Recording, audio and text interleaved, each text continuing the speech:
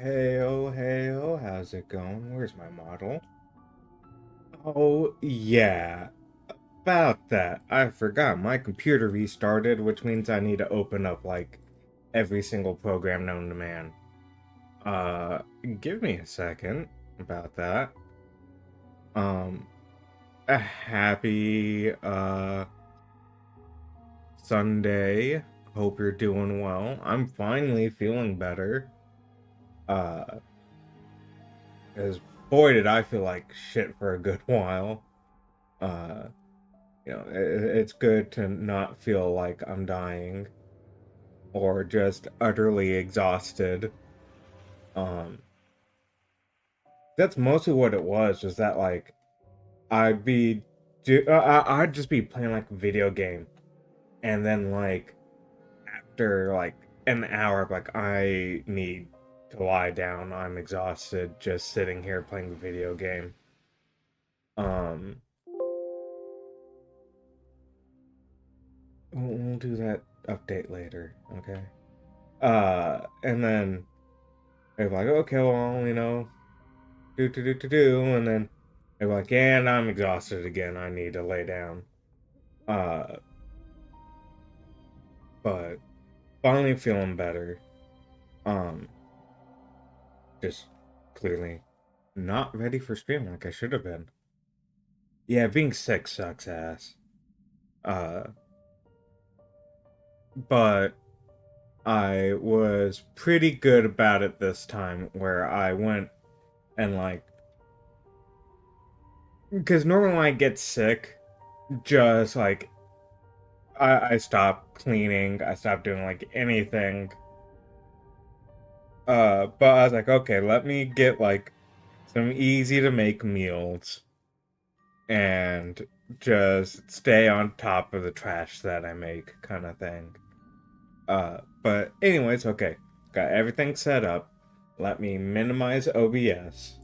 I can still see a preview of it from Twitch's Stream Manager, but that way, if things get redeemed, I won't know about it before it happens. Like was going on with uh when I was playing White Day, the Labyrinth of the School or whatever. Just turned off the lights in my room. I put my phone on silent. Need to do that. Nothing like the first like 7 minutes being me just setting up. But okay. So this is Tiny Bunny. Uh, it came across my discovery queue over a year ago, and I was like, "Oh, this looks interesting." And I put it on my wish list forever. And whenever I put it on my wish list, they had just had chapter 1 come out, but now it's on chapter 4, I believe. So it's basically another Scarlet Hollow where we get to play through a bunch of chapters and then wait for chapter 5. But uh, I really like the art style of this from the previews that I saw, and the reviews were good. And that's it. I don't know what the plot of the game is or anything. I wanted to go in completely blind. So here we go. I put it in. It also has a bunch of different languages that you can choose. Italian. I'm just gonna assume that's Russian, maybe Polish, uh, Japanese or Chinese. I'm not sure. But anyways, yeah, there's a bunch of different languages that you can pick from. Uh, but of course, it's also in English. I adjusted the audio ahead of time, but it's also a very quiet loading screen, so we'll see if I need to adjust it further.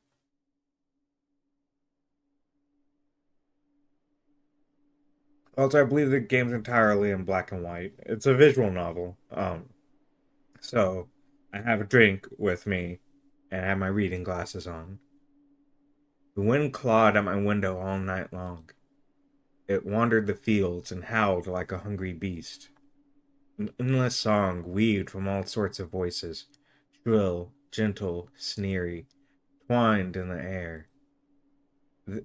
Oh, accidentally right clicked. They were shouting and laughing, and arguing about something. Someone was running through the snow while casting long shadows that would occasionally creep close to my bed. Our house had a mind of its own.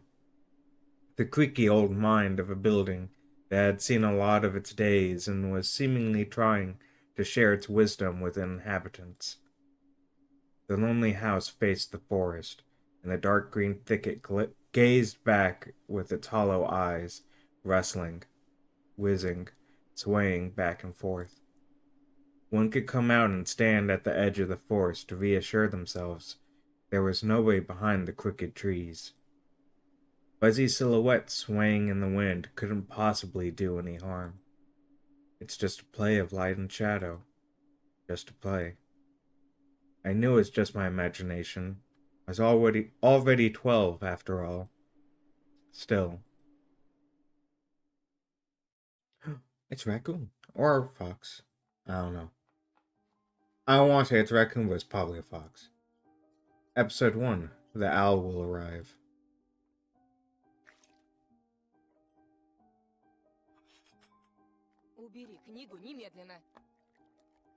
Okay, yeah, I'm gonna go with it's Russian was primary language. Hey, put away your book. How many times have I told you not to read at the table? It's bad for your health. Look how slouched you are.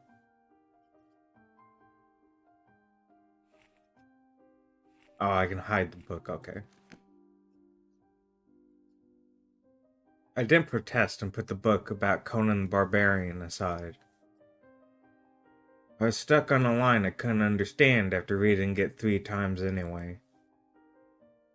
Olya had already finished her breakfast and was munching on some cookies. She was so enthusiastic she almost looked like your typical girl from commercials. Not going anywhere until we finish all of it. I, on the other hand, was still trying to drill a hole in the plate with my eyes, as if it would make the porridge disappear. Hazy anxiousness welled up inside, all because of the previous sleepless night, the black forest around our house, and the gloomy wind. The longer I waited, the colder the lumpy white substance became. It looked like a jellyfish from the Cousteau Odyssey. I love that show. I enjoy reading. Plus, I like visual novels in a sense. I never really replay a visual novel to see the different branching paths. But I'm always a fan of a good visual novel. I wonder how horrifying the bottom of the ocean is. Or how cold the black forest is at night. The spoon fell out of my hand. Mom showered me with a cold glare from her green eyes. What did I just say? I don't get it. I had 10 seconds to catch my breath before battling the nasty porridge once again. I felt around for the spoon. What is this, carved on the other side of the table? Karina. Heh, that's my mom's name. I guess she carved it out with something pointy when she was little. She sure was a rascal, damaging the furniture like that. She would scold me for a week if I did something similar, though. Did I remind her about it? No. She's been in a bad mood lately. I imagined her being my age sitting under this table. I wonder, was Mom afraid of the dark back then? Or the sounds coming from the attic? Or the thick forest? I imagined my grandma coming into my little mom's room, sitting at the edge of her bed, where Olya sleeps nowadays, and saying this in her soft, smooth voice. Taiga is a special place, little girl. It's watching you closely, sniffing you out, trying to discern what kind of beast you are. If you're a good sort, it won't abandon you in times of trouble. But if you're a bad apple, it'll grab you by the side and drag you under the ground. And that would be it. Grandma was caring. She never fought with anybody, never yelled, never swore. Those were the times without the maddening screams until late at night, without smashed dishes and mutual accusations. Our parents used to love each other back then. I remember listening in on one of their conversations by chance. They were talking about Grandma getting prepared for her funeral. She'd already bought a casket. She called it her cute funeral box. It waited for its time in the closet, patiently. I hear a lot of people are like, but you have to get all the endings, especially in a game like, was it Hatoful Boyfriend? Where it's like, there's endings that you unlock from playing it multiple times. But it's one of those that, like, I guess I like more choose your own adventure type visual novels, where it's, just branching paths of the same story versus like typically romance visual novels where the goal is to find out each person's story. I need to replay Hatoful Boyfriend because I think I only did one run of it. Uh but yeah. I'm trying to decide if Grandma has a glass eye, because that looks like it might be a glass eye. Or it might just be that this eye's being caught in the light and that one's not. Waited for its time in the closet patiently. Also, smart Grandma, buying her own coffin ahead of time and having, good spirits about it. It was black, upholstered, with meat-colored material on the inside. Really, that's how you're going to describe it, not like red. It was lined with red fabric. You're like, nah, it's meat-colored material. I saw it when my grandma was getting buried. The house didn't change since the time she was alive. Only all of the photos were gone. Glass-covered pictures with gray faces of my ancestors. They all had a dead, but watchful look in their eyes. I crawled out from under the table. Olia was done with her cookies and was looking at my share like a sly woodland critter. Turned my gaze toward the frosted window. There are a lot of dark pines outside, but they didn't grab my attention. The pattern of frost formed a picture on the glass. Okay, fine, game. It's a fox, not a raccoon. Okay. Olia, look, it's a fox. Where? It looked almost like those optical illusion thingies they put on the back of student notebooks. A mixture of lines at first glance, but if you blur your vision a little bit and look under a certain angle, not outside, on the window. Look, here's a nose, and here's... Hey, eat up. Yes, just a moment. I don't see anything. Hurry up, there's not much left. There it is. It still doesn't look like one. I'm telling you it does. Nuh-uh. It does. Stop it. These kids, I swear. Now I couldn't see the fox either. Disappeared. Went away. Only the frosty pattern, similar to stretched out nettle leaves, kept creeping up the glass. My dad entered the kitchen with long, measured steps. I want to have a beard like his when I grow up. That is a good beard. That is a classy beard. Mom would always ask jokingly, "Come on, shave it off, it stings." Which also is fair. If I date someone, they're like, "I really wish you didn't have a beard." Although I think a beard helped shape my face to a much better look, if they didn't like the beard, I would shave it off. This was so long ago. Plus, it's one of those where it's like, we're dating. I mean, it's not like I need to impress anyone. Nowadays, rumbling doors and witty comebacks were an everyday occurrence. Olia always covers her ears whenever she hears something like, "What's the point in all this?" through the wall. "It's all for your sake," Dad would reply, "for the sake of our family." Always caught every sound in fear of hearing the deadliest word that started with a D.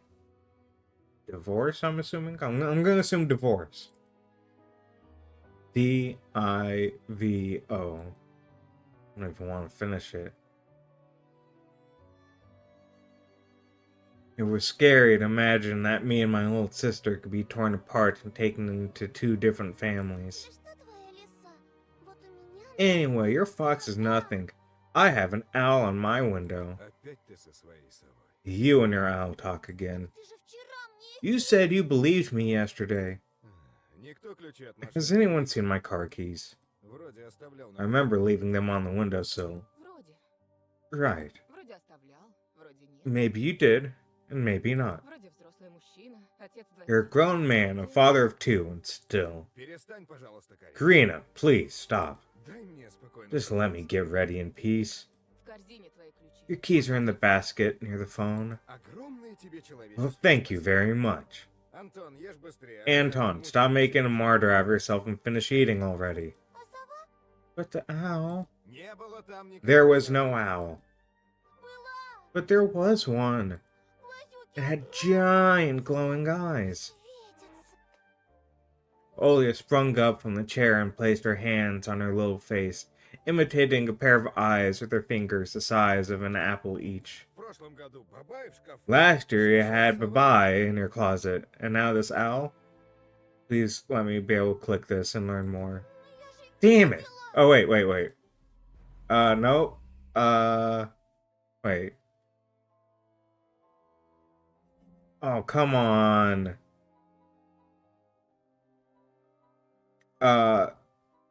I'm sorry. I actually am going to just restart this and skip to that point because I noticed afterwards that there is a flashing eye in the corner for information. And I have no idea what Babai is, and I need to know. But since it's a visual novel, and we've read all those lines of dialogue, we should, just be able to hold control and skip through it.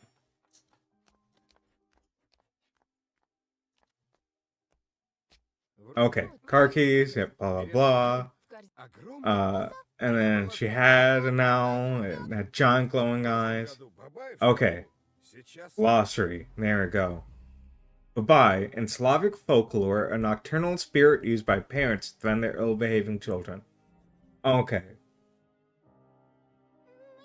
But I saw it. Olia shifted her gaze back and forth from Dad to Mom to me, but couldn't find any support. Have you thought about befriending it? You know, like being an imaginary mice. Don't bully our girl. She's just afraid to sleep alone because she's still little. Olia pouted her lips in rebellion and rushed into the hallway. The staircase that led to the second floor creaked.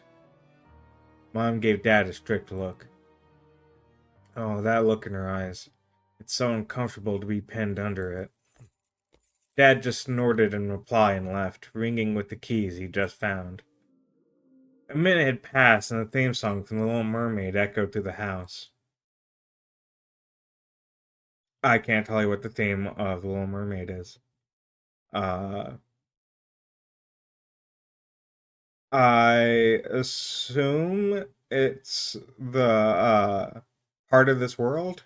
I'm guessing it is the theme. But, I mean, I could tell you almost nothing about The Little Mermaid. I've watched it multiple times. I remember none of it. It was stored on incredibly worn out cassette tape, which Dad already had to glue together once.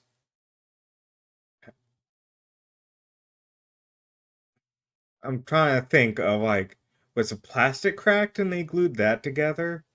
Because, like, I don't know how you'd glue together the ribbon and it still be able to play.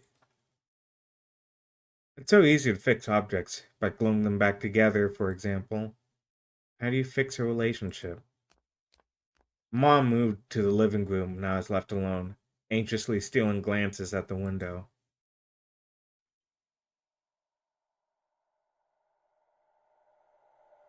Olia had trouble sleeping ever since we moved to this house. She would toss and turn or curl up into a ball under her blanket. Sometimes she would jump up in the middle of the night and turn on the VCR. Cartoons helped to take her mind off all the troubles we had with the move and our parents. I'm curious when this takes place, because they have cassettes and VCR. But, I mean, that could just be that they have old, media in their house because they live in a remote area. But also could be that this takes place in like the 90s or early 2000s. I never said I was a fan of The Little Mermaid. I said I watched it multiple times. Did not say I was a fan of it.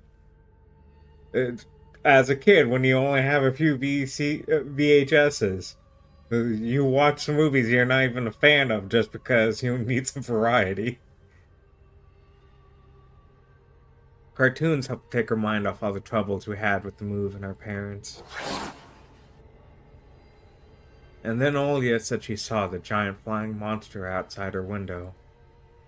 She became obsessed with it. Her parents did everything in their power. They tried every little trick to get rid of those ridiculous fears. Olia refused to sleep alone and didn't believe that the owl was just one of her nightmares. After last night, I was unsure what to make of my sister's words, what to think of it myself. Can nightmares be infectious? That night, I couldn't get a wink of sleep and I ended up thinking of what to expect from my new school. There were a couple of days left before the beginning of a new term. My imagination drew long, twisted hallways that led to a classroom full of kids. But all the students behind their desks were simply dark figures cut out using a template. Circular holes gaped in the middle of their faces. A pair of eyes blinked inside those holes. It was as if some completely different creature were looking at me from behind the flat black silhouettes. Their cruel glares, filled with icy sneers, made me shiver from head to toe. Will I survive here? Won't they gang up on me and beat me down? Stomp on me with their bloodied shoes? The damn school can burn for all I care. I just wish for anything to happen to it. Doesn't really matter what. I didn't want to go there that badly. I didn't want to see people who were just itching to smack me on the head, trip me up, think of a new offensive name for me, worse than the previous one. I felt like the glasses I wore made me an outsider or some sort of monster. My gaze slid across the drawings hanging on the wall. I couldn't consider myself a great artist, but Olia begged me to hang them. Drawing was the only thing that made me happy as of late. The small circle of friends I had also enjoyed my paintings, and they promised to call me from time to time. Sometimes I imagine my mom picking up the phone and saying in a cold voice, "You've got the wrong number," or "Anton is not around. Anton is not around." I imagine my future classmates lying in their beds just like me, listening to the howls of invisible werewolves outside their windows. Maybe my new classmates will like me after all. But who would ever like a boy with thick glasses? I mean, my dad used to wear glasses when he was little. Now he's married to the most beautiful woman on the planet, my mom. The house creaked, pressed by the wind. The condo we used to live in, a 9-floor concrete building, buzzed with the neighbor's drill, mumbled with a TV set from behind the wall, cried like a baby from the family next door. Our current house, I can't really call it new, was completely different. It was silent and easygoing during the day. Its shadows lay dormant in the corners, on the closet cobwebs and under the stairs. But they all woke up during the night. Something was watching me from every corner, almost as if the old photos of my deceased family with their ashen eyes were hanging on the walls in place of my drawings. The floor was squeaking, rusty drains were moaning. The attic was occupied by noisy drafts. One could think the house was performing some sort of demonic melody. And then I realized I was, in fact, hearing music. It was already playing for a good while. Somewhere at the edge of my perception, I could hear a flute. It was mixed in with the sound of the wind, of the creaking old house and my thoughts too. I stood up and rushed to the window. I wanted to reassure myself that this music was nothing more than a product of my imagination. It's not like someone is playing it there, amidst the cold, snowing night, right?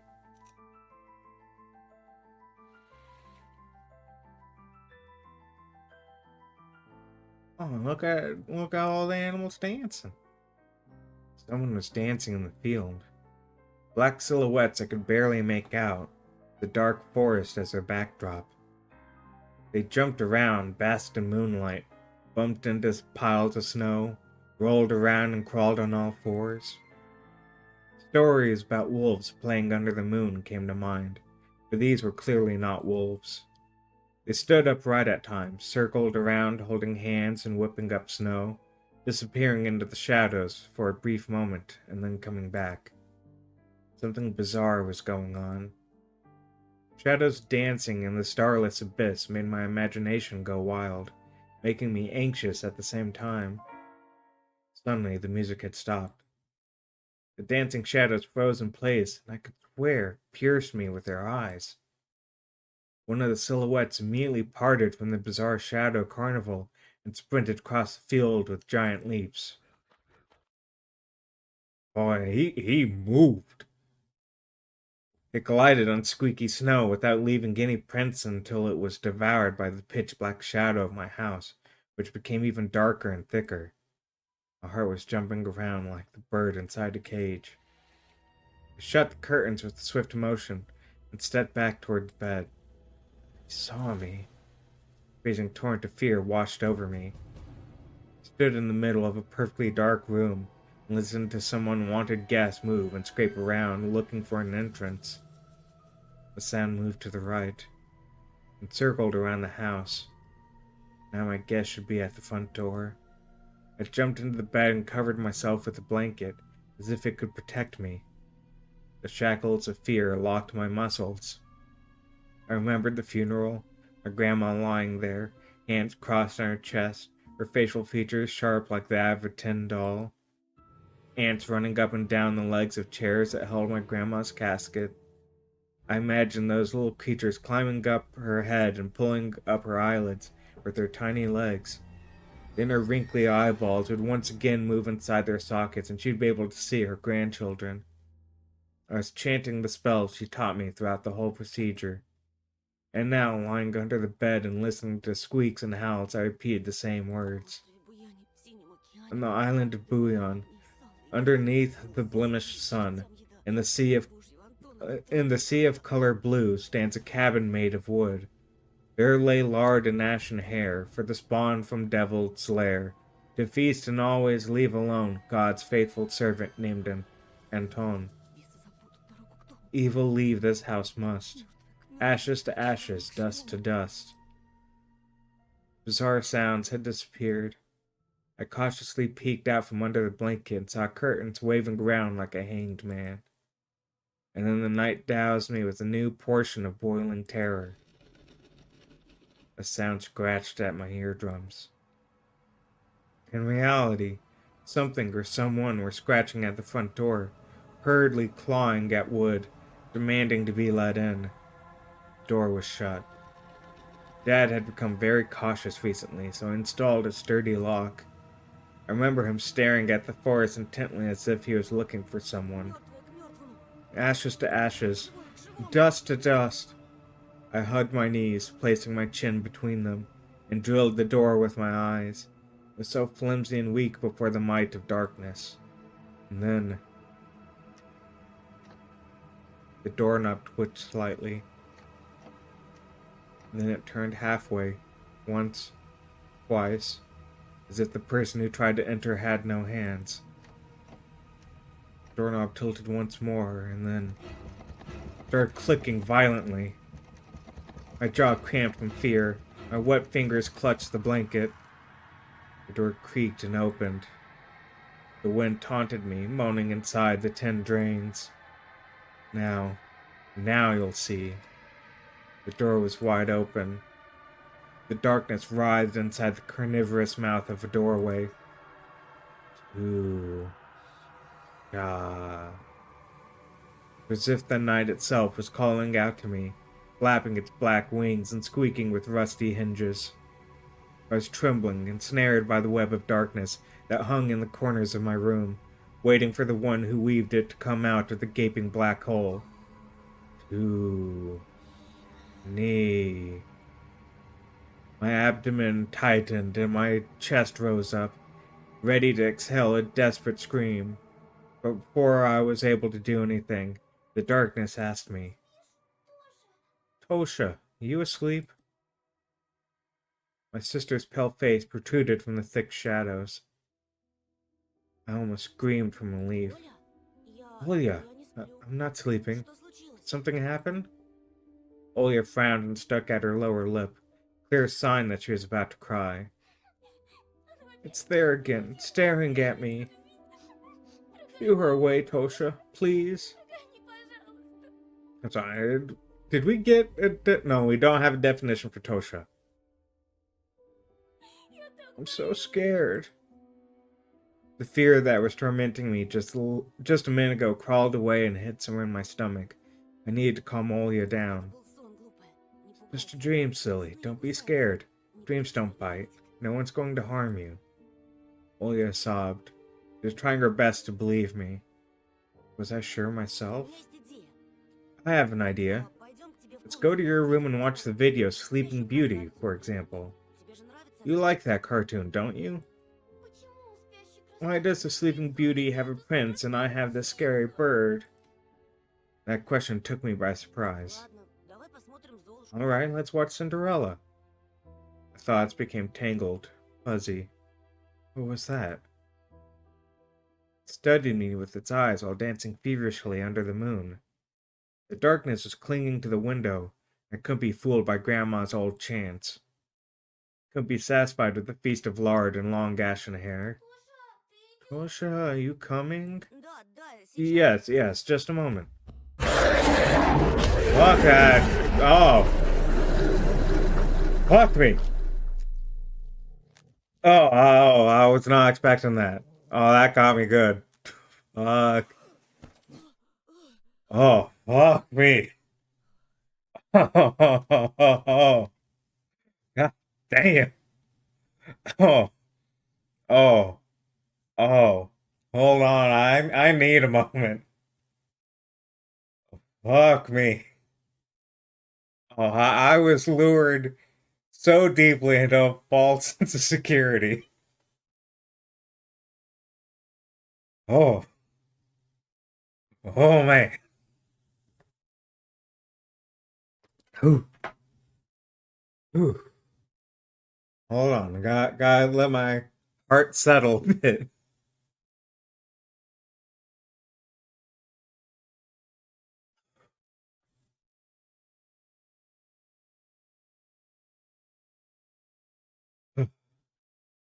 That's why I don't want to laugh at Olya and her owl in the morning. I wouldn't either. I would not laugh at her about the owl. Who could be visiting us here in the middle of nowhere? We don't know anyone around here. So persistent. I felt extremely unsettled just from a silly thought about her morning guests could have come from the woods. I could barely hear voices coming from the front door. My mind was urging me to hide. In the closet, under the table, behind the curtains where Olya always hides. Tosha, come here. Okay, it's starting to bother me. I'm gonna Google what Tosha means.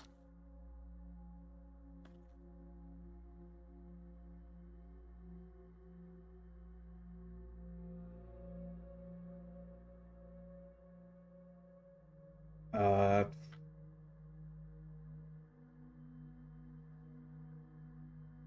it looks like it's just a name in Russian. Like it's just a regular name.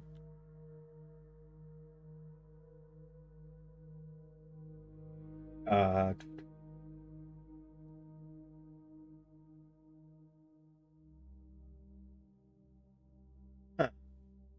Because Tosha is normally given to girls, and meaning it's Christmas. Uh, so I don't think that's completely accurate, at least in this sense. Uh, but I guess Anton's name is maybe it's like Anton Tosha or Tosha Anton, and then whatever the last name is. Felt like kettlebells were tied to my feet, but still dragged them toward the hallway. A couple of policemen towered over me in the doorway. It smelled like frost and worry. My mom always winced and grumbled the moment she saw patrol cars. Worse than bandits. At the moment, though, she looked somewhat confused. Здравствуйте. Hello? The senior officer, who wore a grim expression, nodded. Тут мальчик вчера потерялся. Вовой A зовут. boy had gone missing yesterday. His name was Vova. Глянь, пожалуйста. Ты Look его at this, видишь? please. Have you seen him? The policeman held out a photograph to me. Aww, that's such a cute cat. There's a ginger boy around the age of elementary school, pictured with the wall carpet as the backdrop. He had a striped cat in his hands and wore a wide smile. Нет. No, I haven't. Точно? Are you Посмотри sure? внимательней. Look closely. Где мне его видеть? Where would I Я see him? только I don't know anyone around here. I barely leave the house. А может, видел в окно? Well, maybe you've seen him from the window. Да. У тебя That's глаза right. на лес. Your window looks straight at the forest, don't they? The window. Нет, не видел. No, I haven't seen anything. Ясно. I see. He sounded tired, but his stare, long and heavy, was full of suspicion. I squirmed unwittingly under the weight of guilt, which his giant shadow cast over me. The policeman finally tore his eyes from me and glanced over the hallway, the stairway, and the cracks in the ceiling, which I haven't noticed before for some reason. Вы, кстати, как на новом месте? How do you like your new place, by the way? Getting used to it. Понемногу. Bit Только by вот дочка bit. маленькая It's побаивается. just our little daughter misses the city a lot. Скучает, значит. Misses the city, huh? Вас никто не Have the locals been treating you well? Всё хорошо, спасибо. Yes, everything's alright, thank you. The policeman pierced through me one more time with his brown eyes. My head started spinning. Может, вам помочь как-то? Can I help you somehow? I asked that in a shaky voice to look like a polite boy and end his unpleasant conversation sooner. Я вот стою и думаю. Now that I think about Ты it, малец на племеша моего похож. you look just like one of my nephews, little fella. Шустрый парнишка. He's a witty boy around your С age, таким wears the same type of здоровьем, goggles, с книжками зачитывается. always engrossed in reading those mystery novels. Когда летом погостить Told me he wants to enroll in Говорит, police что school ушел and his в family милицию visited мечтать this summer. как я. Wanted to help other people, just like me, see? I felt uncomfortable, as if a distant relative and not a police officer stood before me. Ох, ребята. You know what? Сидите-ка вы Little лучше boys дома. like you should stay at Не home. ввязывайтесь ни Steer в away что. from trouble. The Жизнь times have сейчас changed so совсем другая much. пошла. Mom interjected in a cold voice. Мне ли не You знать? don't say. Ну да ладно. Well, then. Ты, Антон, в каком What классе? grade are you in, Anton? В шестом. Sixth? Друзей-то на Have you новом made месте friends here завел? so far? Пока нет. Not yet. Только после I'll be каникул going to снова. school for the first time after the break. Тогда вот вам Ah, на всякий случай. Then I'll leave you my number Звоните, just in case. Call me если узнаете if you что-то. have any new info. The policemen were gone along with their shadows, the smell of cheap cologne, and the photo of a smiling boy. His face still stood before my eyes. I wondered what it was like for him, being all alone, there. For some reason, I thought of the forest swaying in the wind. What did his poor parents feel? What would my parents do if I'd gone missing? Would they cry and thrash around hysterically? Or would they accuse each other like they always do and forget about me eventually? Мам, а Вова это в Mom, нашем this лесу находится? Vova, did he go missing in our forest? Выходит, что так. Seems like it, Бедный ребенок. poor child. I looked at the window at the road. The police Uwas drove toward the village. I think that's just like a heavy duty military vehicle, isn't it? Soviet and Russian off-road freight passenger car brand which was produced on the Ulyanovsk car factory. UAZ is probably how you would say it, not UAZ. The officer's nephew came to mind when I was splitting off old paint from the windowsill. Don't do that, kid. I remember all the teenage mystery novels from the Black Kitty series I've read this summer. Black Kitty, a series of contemporary Russian original or translated teen mystery books. I do appreciate that this game has a glossary, especially since it's Russian focused, and so a lot of it doesn't translate here. Like, Black Kitty, I would have just assumed was made up for this game. It might still be made up for this game, but I would have just assumed it was made up. Your average boys and girls investigate all sorts of mysteries there. They looked for clues, spied on suspicious people, and after a set of amazing adventures, bam, solved any complicated case. They became local celebrities and must have made their parents very proud. I noticed a trail of policemen's footprints that led to the forest. And then it clicked in my head. Why don't I start an investigation of my own? Maybe I'll find that lost boy. And I'll give reward. Olya would be so happy. Not only Olya, Mom and Dad too. Maybe they'll even forget about their quarrels for a while. Maybe they'll even save us from the D word. I fantasized about buying Olya a Tamagotchi and getting a cassette player and a bunch of tapes for myself. It's still one of those, I don't know how far back this is set, because I also know, like, our stuff slowly made it over to Russia. Like, it had a lot longer lifespan over there.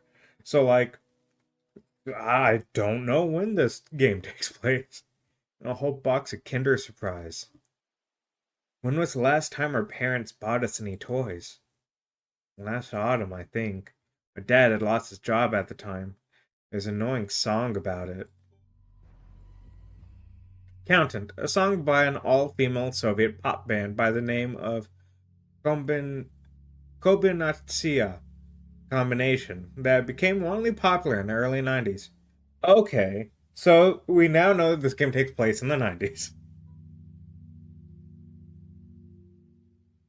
I had little to no idea what was the accountant's job like.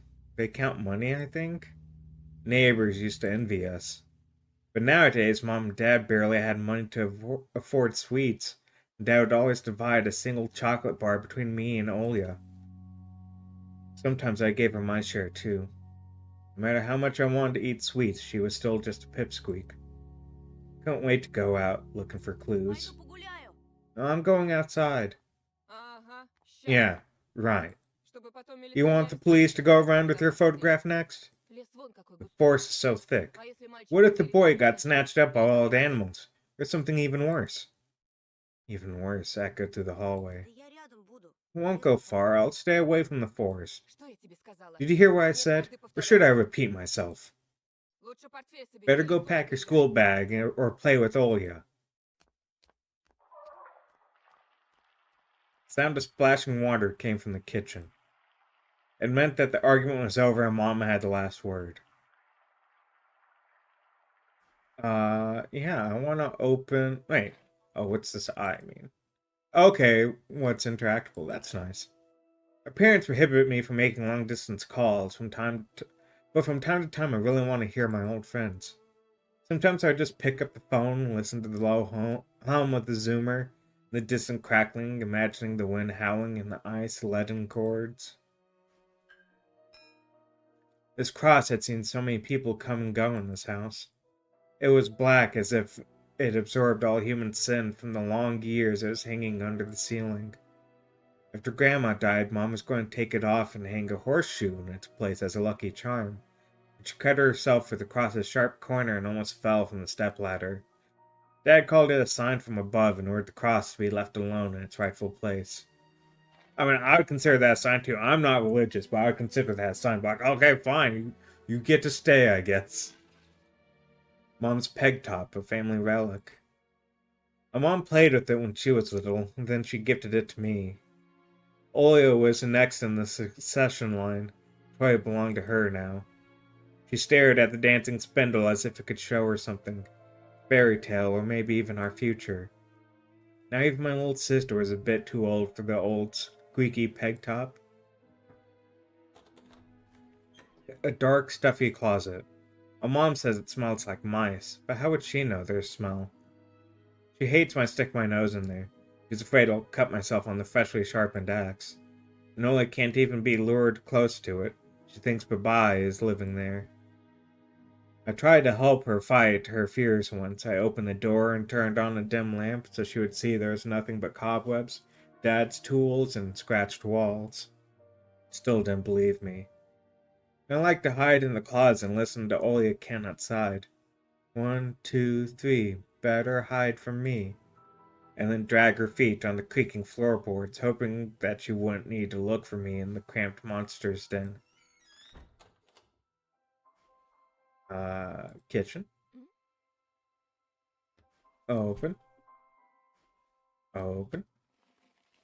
Grandma kept ice cream for me and Olia there, but now I could see meat bits from soup and clumped together pelmeni.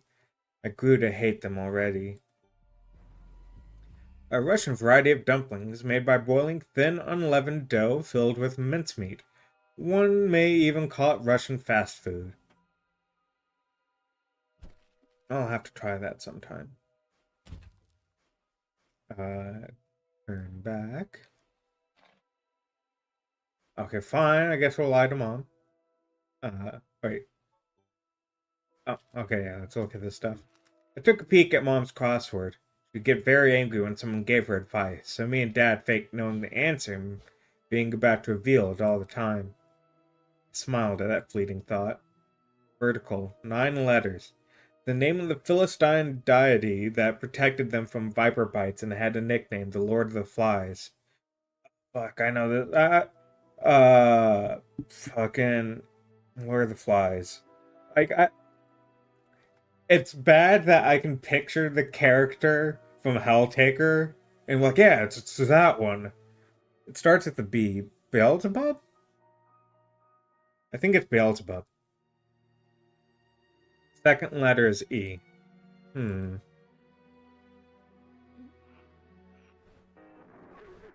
Americom of Russia had declared the state of emergency due to adverse weather conditions. According to the weather forecast, a cyclone is moving toward the region. Expect heavy snowfall, blizzards, and snow drifts on the road. Keep your eyes open and take care of yourself. The decrepit and stain-covered calendar is once my favorite form of entertainment in Grandma's house.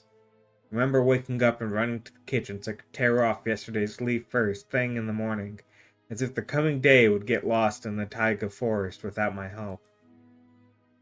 One day closer to New Year's, one day closer to Grandma's funeral. I haven't touched this calendar for years now. Since the time they started writing dark and spooky death chants, that only made me gloomy instead of funny proverbs and superstitions, to be exact. I grabbed a dusty calendar leaf with caution and tore it off effortlessly. Sadly, the spooky descriptions from my childhood were still there. 7 horses carry the log. If 7 can't carry, bring the 8th from a fairy. They'll take it away and never come back. This is the fate the log cannot escape. Huh. Poor log. I crumpled the gray leaf and threw it into the waste bin, hoping to get rid of the anxiousness that washed over me. It was spreading inside me like an ink stain on blotting paper. Hey, Mom. Gonna lie to you. It was difficult to lie to Mom, but there was no other way for me to run away from home. Mom, something's wrong with the TV. The picture is dim and there are stripes all over the screen. Mom's face became visibly distorted. You're killing me here. So you've had enough of shooting these stupid ducks now. Told you the kinescope will go dim because of your console. Oh, you find a TV technician in this hole, huh? Maybe it's just the settings? Please, go see for yourself.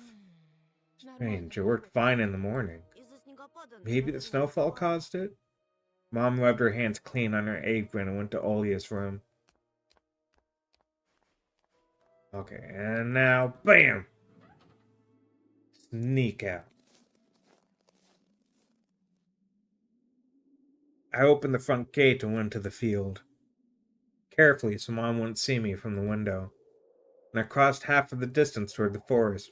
The snow piles became as high as my knees. Oh, look at the birds. I remembered my nightly fears. I saw those silhouettes around here. They were jumping around, holding hands. That hypnotizing music started playing in my head all on its own. In the light of day, those distant figures felt like a simple dream. The sun turned my nightmares to ash, but the aftertaste was still there, distant, ringing in my ears, distorted shadows crawling on the snow alongside me, and a barely audible whisper in my head, blurry and almost kind. Everything was silent. So silent I felt like the world was totally empty. No ground, no sky, no parents, no Olia. The time reached its limit, a one-way trip that ended at the forest's piney stockade. Sometimes silence was much scarier than any scream. Our parents would scream at each other while arguing, and both me and Olia turned to stone, listening to them. Then always came the ringing silence. Our apartment became numb a couple of days before we departed. It was hard to remember the last time Mom and Dad joked around, laughing, or spent time together, almost like all of it was a previous life. When they kissed with the Olia present, it always frowned and snorted in a funny way. But one day it all changed. Something important had left our home, and something scary filled the remaining void. It was as if a fire broke out and our parents are hurriedly packing our belongings, trying to save themselves and us. From who, though? From the people with dead, cold eyes who sometimes visited us in our previous home? The eyes that only saw balls of worms on the black ground and everything? Somewhere far away a siren was going off, trying to warn us of the coming menace. I shuddered, chasing away my delusions, and looked around. There were only me, this white field, and the wind that was whipping up icy dust and belts of powdered snow. I squinted from the sun and turned my eyes to the sunless forest. It looked especially dark in contrast with the blinding whiteness. Knobby tree roots slithered under the snow like fat snakes. Rotten leaves and coniferous needles froze into the ice. Dry, prickly branches intertwined bring up uncomfortable thoughts about fences. Oh, look at the little glove, it's waving at us. And I'm like, go this way. Were they protecting the forest? Were they keeping something from breaking out? Some object was hanging from one of the pointy branches. I tried to get closer, drowning in snow, and when I almost got to the edge of the forest, I saw a knitted mitten. It looked like a wounded bird hanging. Looked like a wounded bird among the hungering semi-dark. Should I take it to the police? The senior officer looked gloomy. They still remind me of Captain Casanova from my favorite TV show called The Streets of Broken Lights. Streets of Broken Lights, a Russian mystery TV series telling a story of the daily life of a Russian police officers. It's the longest running series in the history of Russian TV at the moment. He was always so anxious, with a tired look in his eyes, but still brave and strong. This man helped them find the lost boy? Vova. I heard a distant shout, like it came from the river. Vova. As if the trees were calling out to someone. Vova. It resounded closer to me. Someone was standing there behind the trees, hiding. Vova. I knew someone was looking for the lost boy, but still, something was unsettling about that figure. Its stillness, and it was bent unnaturally toward the ground. blackness. There was no one there, just branches and roots. All just my imagination. A nearby bird flapped its wings loudly. Oh, okay, yep, that startled me a little bit. The shadow split from the tree and disappeared from my sight. I looked away for just a moment. When I turned my gaze back to the same place, it was gone. It was my imagination after all. Sorry, wasn't my imagination after all. Silence reigned from a painfully long time.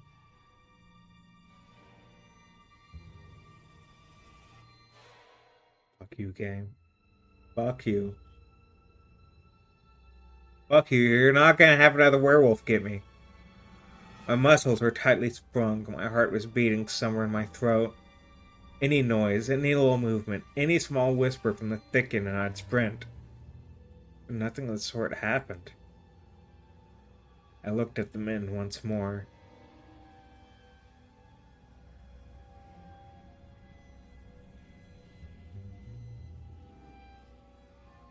Ooh, take it.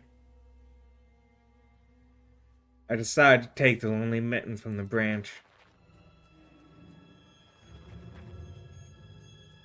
Bova!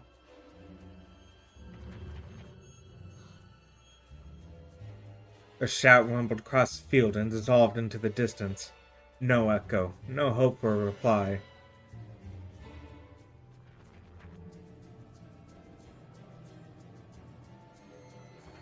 You game.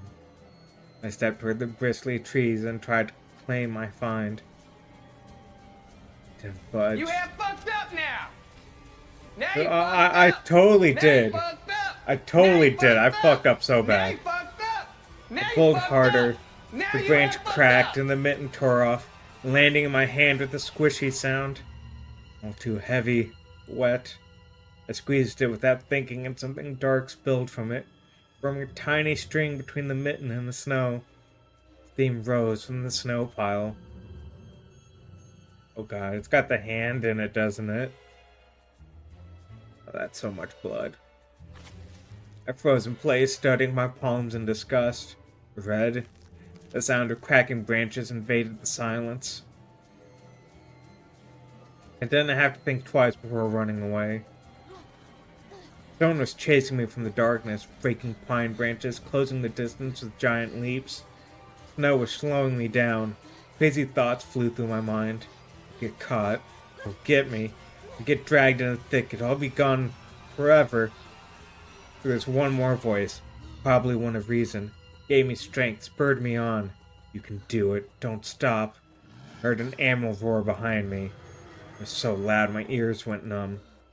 It felt like the sound had come from a pack of hungry beasts rather than a single one. Their nostrils sucked in freezing air. They sensed my fear. Two giant wings flapped above my head. An enormous shadow flew over the clearing. A hoot, a wheeze. The roars were coming from all directions now. From the dried up raspberry bush, from twisted pines, from under the windfall. Hurry, run, don't look back. It felt like I was inside a nightmare. The snowy clearing becoming vicious like quicksand. I was stuck in place. I pulled my leg from the mushy trap just to be caught in a new one, even deeper than before. I continued to drown, sinking deeper and deeper with every desperate push. Was snow ever this sticky? I screamed in horror after realizing this wasn't snow. Someone or something in the snow pile was clutching my pants. I gathered all my strength and rushed forward. The pressure on my leg was gone. My boot slipped out of the hole and my shoes were on a hard surface again. I reached a clear path with one jump and from there ran to my house. Its gloomy facade didn't look threatening now. The house was my line of defense from the shadows that flapped their wings and the creatures that were hidden under the snow. I tripped over the doorstep and smashed into the door. In all my hurry, I still managed to notice the claw marks, as if a dog was striking the wood with its paws, demanding to be let in so it could escape the cold. I hadn't noticed these marks when I was leaving. The heartbeat in my ears was much louder than my surroundings. I couldn't hear whether someone was following me or not. What if they're already in our front yard and Mom had locked the door? Drowning in fear, I pulled on the doorknob and obediently gave way. I rolled into the hallway and shut the door behind me. Porch planks creaked as my pursuers ascended the stairs. My fingers slipped off the lock and couldn't click it into place. I gritted my teeth and pulled hard on the iron knob, whipping it between the boards. I stared blankly at the door. Someone was standing on the other side of the pitiful, flimsy barrier that was probably less useful than blankets. Wheezing breath reached into the house and crashed at me in waves. It smelled of pine and sweat. Mom peeked out of the kitchen and chastised me with the same frigid voice she always used when talking to Dad. What exactly didn't you understand when I told you to never slam the door? Я I случайно. didn't mean to. I snuck a glance at the door. The smell was gone. The breath was too. There was someone in the first place, of course. Here, mere 5 meters away from Mom, my fear was slowly weakening, melting like snow in spring, and with it the last bit of strength I had left in my body, too. Hey, Nightbug. How's it going? There's no bunnies yet. There was a werewolf. Well, there was a bunny on the loading screen. My legs gave way. I propped myself up against the wall so I wouldn't fall over. Mom's expression had changed immediately. The cold mask of strictness and detachment was gone. Mom looked the same as before all those quarrels. She finally saw my condition, my wet pants plastered with snow. Где был? Я тебе что говорила, а? Чтобы Where have you дома been? сидел. What'd I tell you, huh? I told you to stay home. Я и для тебя пустое место. Am I nothing to you too? I got afraid she would cry. I reached out to her like I was very little and wanted her to cuddle me. Mom regained her composure fast and put on her usual face. Her eyes shined like steel. Her voice rang out. Кажется, сигареты пропали. Your dad can't find his cigarettes. Признавайся, ты их стащил? Be honest, did you snatch them? Were you smoking in secret? Там There was someone chasing me. I thought... I started as soon as I started to explain myself. Tears welled up in my eyes. Mom leaned toward me and sniffed my clothes like a beast, searching for the smell of tobacco. Then she squinted her eyes in suspicion and looked into the front yard. Her expression changed in an instant, and she covered her mouth with her hand. Иди, вон же они. Look over there, at the fence.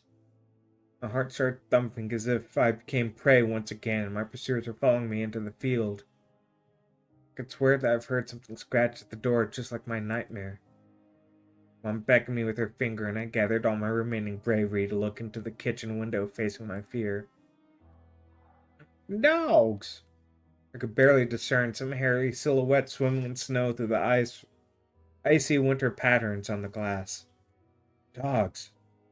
Just a small pack of strays with no name and owner, barely reminding of the hungry monsters that live on the edge of the forest. Божечки, ты их Oh испугал. boy, were you scared of them? Они сами I think себе they'd rather be scared of you, Anton. Они гнались за мной. They were chasing me За зайцем. like a bunny. Boom! There you go, Nightbug. Tiny bunny. He's the tiny bunny. Werewolves and rabbits not usually notes for their similarities. I mean, have you ever seen a werewolf and a rabbit in the same room together? Metaphorical bunny? Or what about metaphysical bunny? What if he's an animorph? We don't know. This is only chapter 1. А вдруг они бешеные? What if they're rabid? The smile had slowly disappeared from Mom's face. Now she looked at the dogs as it was her first time seeing them. Если они нападут на Олю. What if they attack Olia? Мам, Mom? Вот бы твой отец Wish your взял dad и would just сказал. shoot them all. мама. Mom, look, they're alive. А что? What? Ты уж определись? Они тебе They're your нужны? friend or foe after all. Make up your mind. Не маленький ведь уже. You're not a little kid anymore. Mom sighed in annoyance, and I felt so bitter that I bit my lower lip and fixed my gaze on the cobweb, waiting corner just to keep myself from crying. Well, some detective I am. In reality, I wasn't risking my life among monsters, but rather my pants among a pack of stupid strays. What for? What use do I have for this? Mitten? Of course. A dark and sticky mitten that belonged to the lost boy made a squishy sound in my hand. Seems like I was clutching it the whole time. That's my trump card as a detective. I hurried to present this clue to my mom. Мам, смотри, это Вовина варежка. Mom, look, this is Vova's mitten. Ну того, про которого That утром boy the милиция police were спрашивала. asking about in the morning. Она вся в крови. It's drenched in Где blood. ее I found it носила? hanging on a Вон там, tree. I могу can show показать. where. Давай в милицию скорее Let's call the позвони. police right Там away, тоже like the что-то officer had told us to. Мам, гляди. Mom, look. Фу. Ew. A shadow of doubt slowly crept onto my mom's contorted face, so she was trying to remember something distant, like someone tries to remember their dream. The images slip away. А ну-ка прекрати сейчас же. Stop it, this moment. Оля тебя услышит. Oli will go insane if she hears Она и you. так не спит. She already has trouble sleeping and whines all the time, Еще и ты со and своими you joke шуточками. around like this. That moment, I realized the mitten was actually wet from snow. There's no blood whatsoever. I wanted to sink through the floor from embarrassment. Иди сюда, паникер. Come here, my boy who cried wolf. Да не стой столбом. Oh, don't just stand there. Come take your pills. Golden colored pill, reminiscent of a dead wasp, fell onto my Я palm. уже пил сегодня. За I завтрак. already took one during breakfast. Попререкайся мне. Don't talk over me. Сказала, дома Told you to сидеть stay не home, and you. Был бы отец выпорот. Dad would accidentally right click. Apologize. Dad would have given you a good whipping for that. Сейчас же выпей, а то Come ночью on, не take уснешь. it. I won't be able to Ты sleep at ушёл night. завтра. You have school tomorrow. So I had to swallow the bitter medication, drinking it down with similarly awful water that gave off a taste of chlorine. Maybe it wasn't Vova's mitten. Maybe it wasn't mitten at all. Just like the forest monsters. Nolia's owl. Going mad? What's happening to me? Either the pill had immediate effect. My overexerted brain didn't let fear inside anymore. Serenity washed over me, bringing yawning indifference along with it. Антон, выпил? Ton, you done? Можешь, если захочешь. See, you can do it when you try. Раздевайся. Уснул, что Take ли? off your coat. Are you asleep? Нет, мам. No, Mom. I was just thinking. Интересно, о чем же? About what, I wonder? Так. It's глупости всякие. just something silly. Mom scrutinized me with suspicious eyes. As if she wasn't sure how she was looking at her own son and not some doppelganger that came from the forest. Точно все нормально? Everything alright? У тебя такое лицо. You had the exact same Лицо expression when the как policeman месяц. asked you about the window. Всё нормально, мам. I'm alright, Mom. She heaved a deep sigh. Хорошо. Fine. It seemed like the house had changed. The sofa fabric had become discolored. Fingerprints appeared on the bathroom tiles. The light bulbs also felt different, dimmer and yellower. Even the saliva inside my mouth had a different taste. A melody from Aladdin could be heard from the upper floor. Olia was done rewatching her favorite Little Mermaid episodes and switched to other tapes. Oh, she's watching the TV show. Ah, that's how you know she's cool. I slowly changed into my home clothes, stopped before the sink, and studied my reflection in the mirror, like I was trying to solve one of those spot the difference puzzles. Then I went upstairs. Far Niago's voices died down. Walked past Olia's bedroom and slipped into my own. Well, we gotta look at. We got a lot to look at. Okay, up here. My Triceratops figurine. I know about all sorts of dinosaurs. Velociraptors, Afrovenators, Hypsilophodonts. I don't know any of those other ones. I know Velociraptor. I know Triceratops. I know an Ankylosaur. You got the basic ones down. I remember going to the movies to see Jurassic Park back when we still lived in the city and taking pictures with the T-Rex in the hall. It turned its head and roared. It was awesome. And next to it was a Robotech Transformer. I just love this cartoon.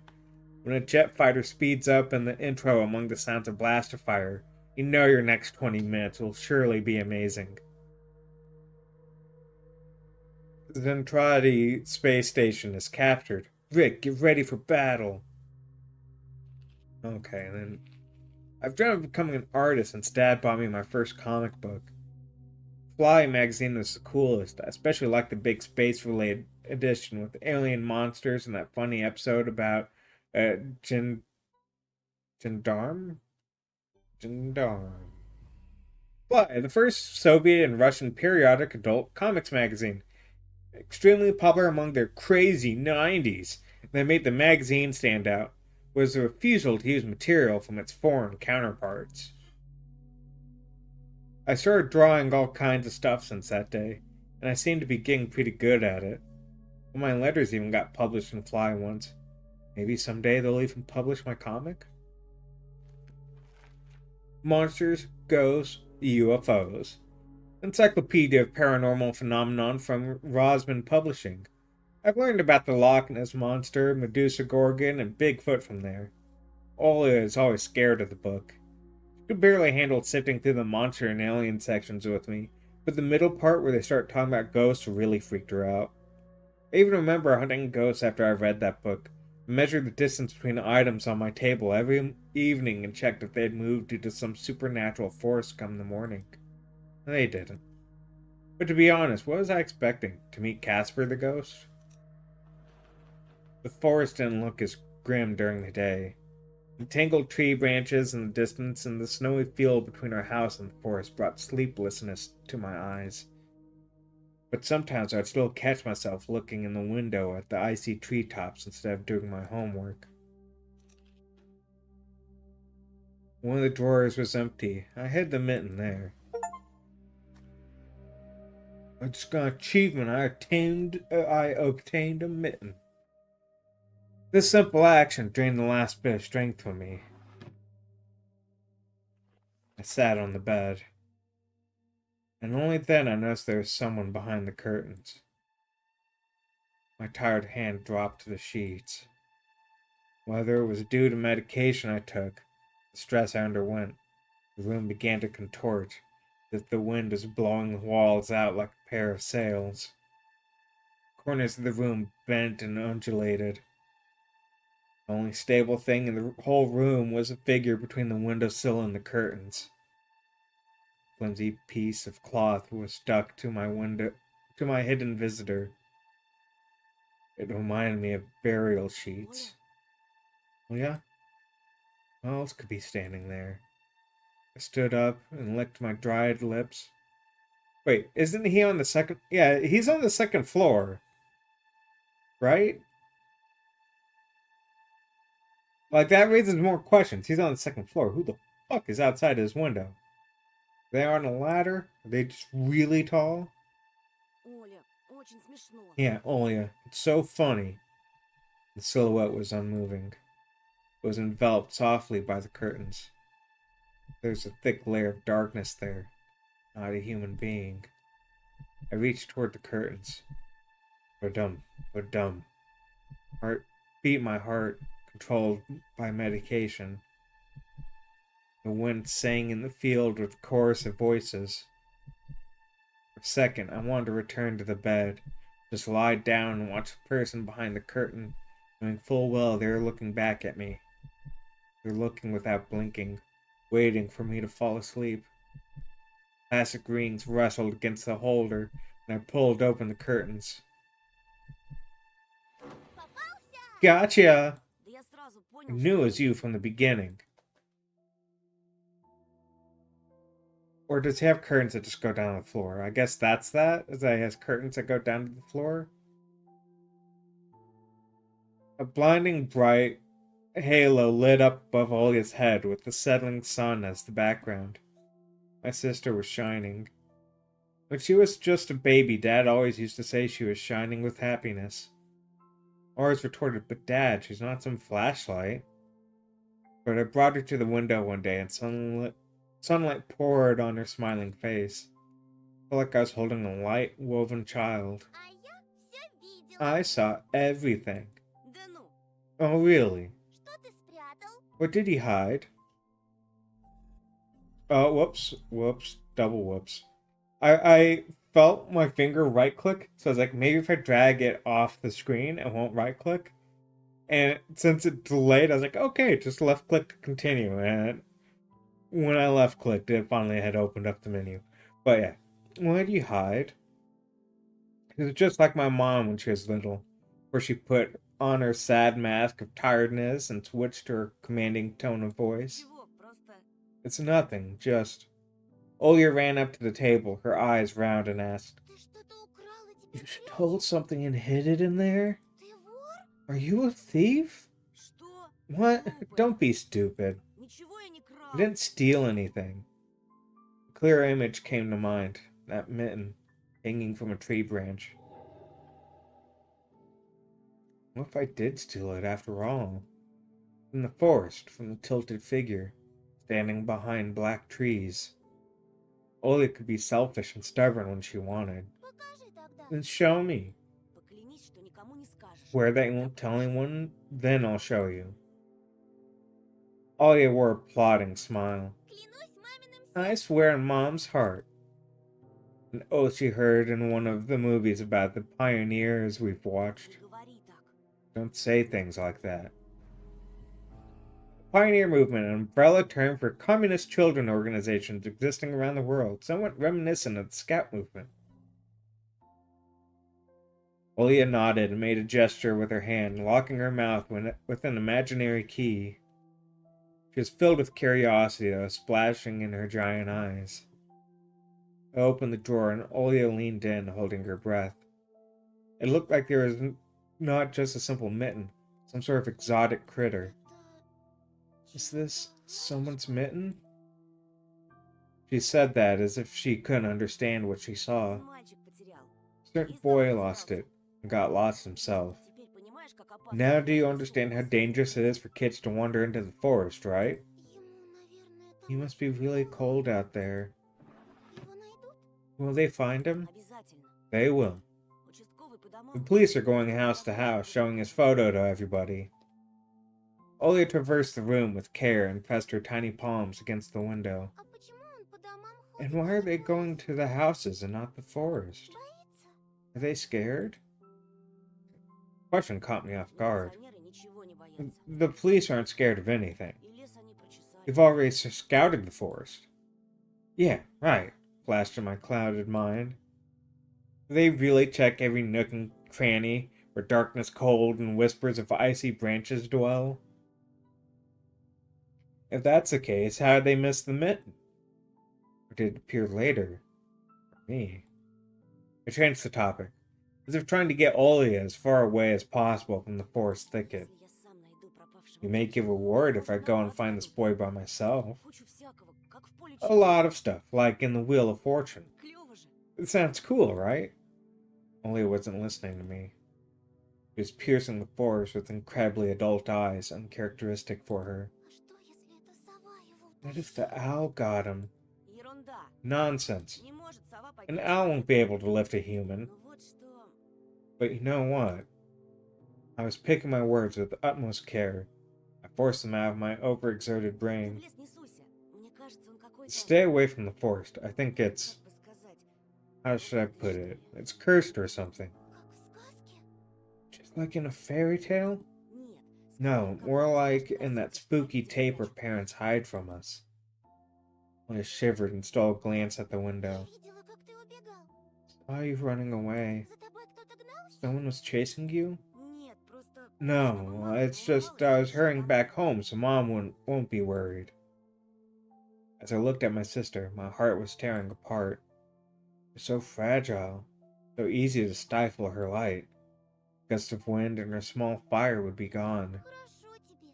You're lucky. Меня вот мама не Mom пускает won't even let me go outside. Принцесса в башне I'm сижу. like a princess in the tower, can't go anywhere. Так и умру тут от скуки. Die from boredom here. Не придумывай. You're wrong. От скуки еще No one has ever died of У boredom. тебя же есть я и мультики. And you have me and your Мама с cartoons, and Mom and Dad will be good to each other soon. Знаешь, что бы я загадала на следующий день You know рождения? what I would wish for on my next birthday? Чтобы родители тоже Wish for хотели Mom and Dad to turn into children so we could go and play together like we used to.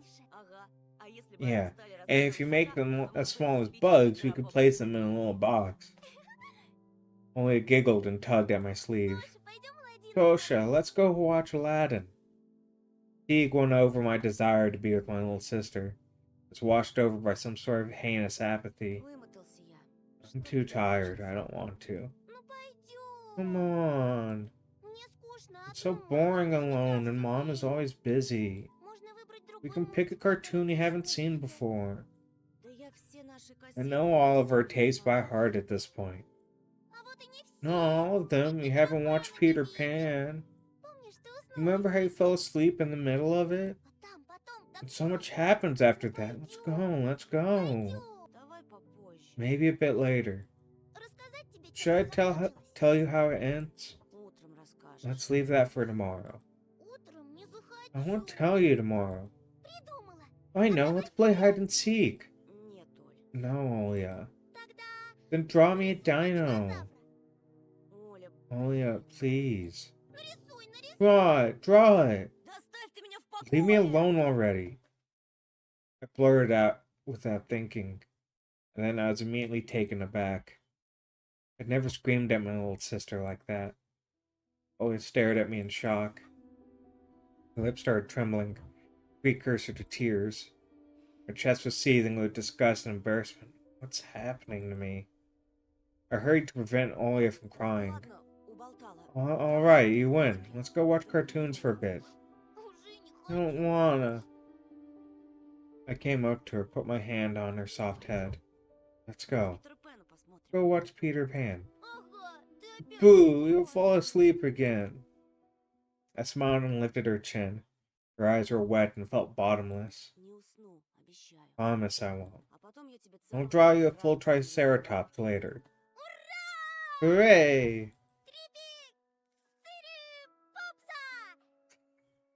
Pepe Siri Pups. Ну, почти. Well, close enough. Olia rubbed her eyes with the sleeve of her pajamas, shining, and a shining smile returned to her face. Давай ты пока кассету перемотаешь. I'll go ask Mom for condensed milk and bread, and you rewind the tape. Только утром свежий The прием. bread is fresh, just how you like it. Неси, только Alright, just be careful not to spill the milk. опять ругаться буду. We'll be yelled at again. Спорим, не разолью. Wanna bet I won't spill it? Кассета где-то в The том tape is углу. somewhere in the nightstand. Look for it. Olia disappeared into the doorway, and I dragged my feet into the neighboring room. Okay, we got a piggy bank, a bear, and a window. Piggy bank.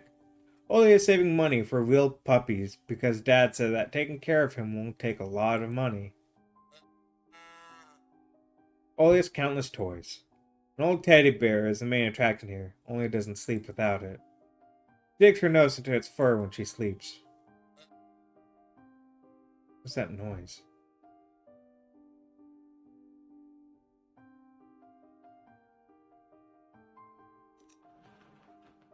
Scary window where Olia sees that cursed owl every night, lurking in the dark. Olia keeps curtains open during the day, but as soon as the twilight comes, she shuts them tight. She won't see the pair of hungry eyes outside. I want to hear that weird noise again. It's got Chip and Dale Rescue Rangers. You know, I get along with Olia now.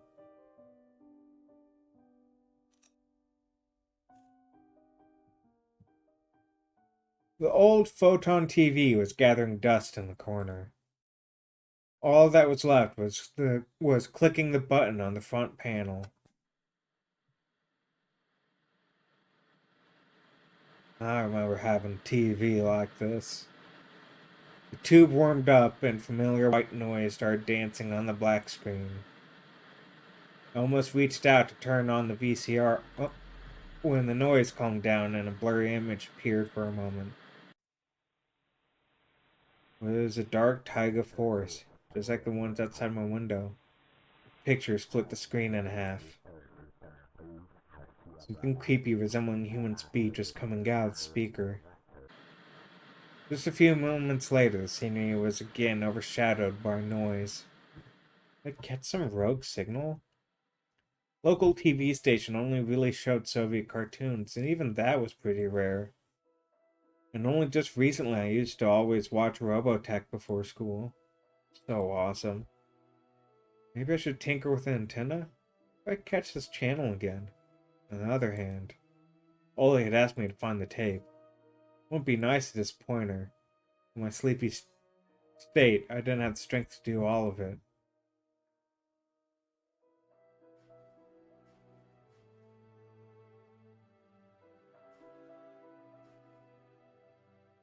I mean, we're not gonna be a bad brother.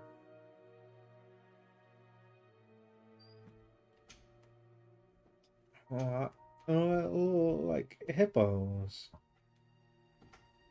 I sifted through the shelves full of dolls and blue hippos from Kinder Surprise. I found the tape I needed thanks to its shabby spine. I got the black rectangle from its box. Spend an evening with your sister. The tape inside it rustled while rewinding to the beginning. This rustle was lulling me to sleep. Drowsiness attacked me while I was squatting before the TV. Images whirled in my head, me and Olia flying above the forest, tumbling in the soft clouds. My old sister is laughing, but her smile becomes more and more forced with every passing second. And I was at the clouds underneath us part, burying the bristling pine tops. Swampy darkness slurped among the trees. The winds are no longer able to hold us, Enolia. Ты не смотришь без меня? You haven't started watching without me, have you? My sister brought the tray with the unevenly cut bread and a whole can of condensed milk. I rubbed my eyes. Садись. No, come, sit. Мама с папой опять. Mom and Dad are arguing У again. них сейчас период They're такой. going through rough times. Глупый какой-то Rough период. times are lame. Amen to that, Olia. On the screen, Wendy was hiding Peter Pan's shadow into the dresser. Olia was entertained by the cartoonish dog Nana. Может, и нам родители собачку купят? Maybe Mom and Dad will buy us a dog too. Ага, как. Yeah, right. В Небыляндии у меня будет I'll have my свой own dog in the Neverland, and a cat, собака and a и parrot. попугайчик.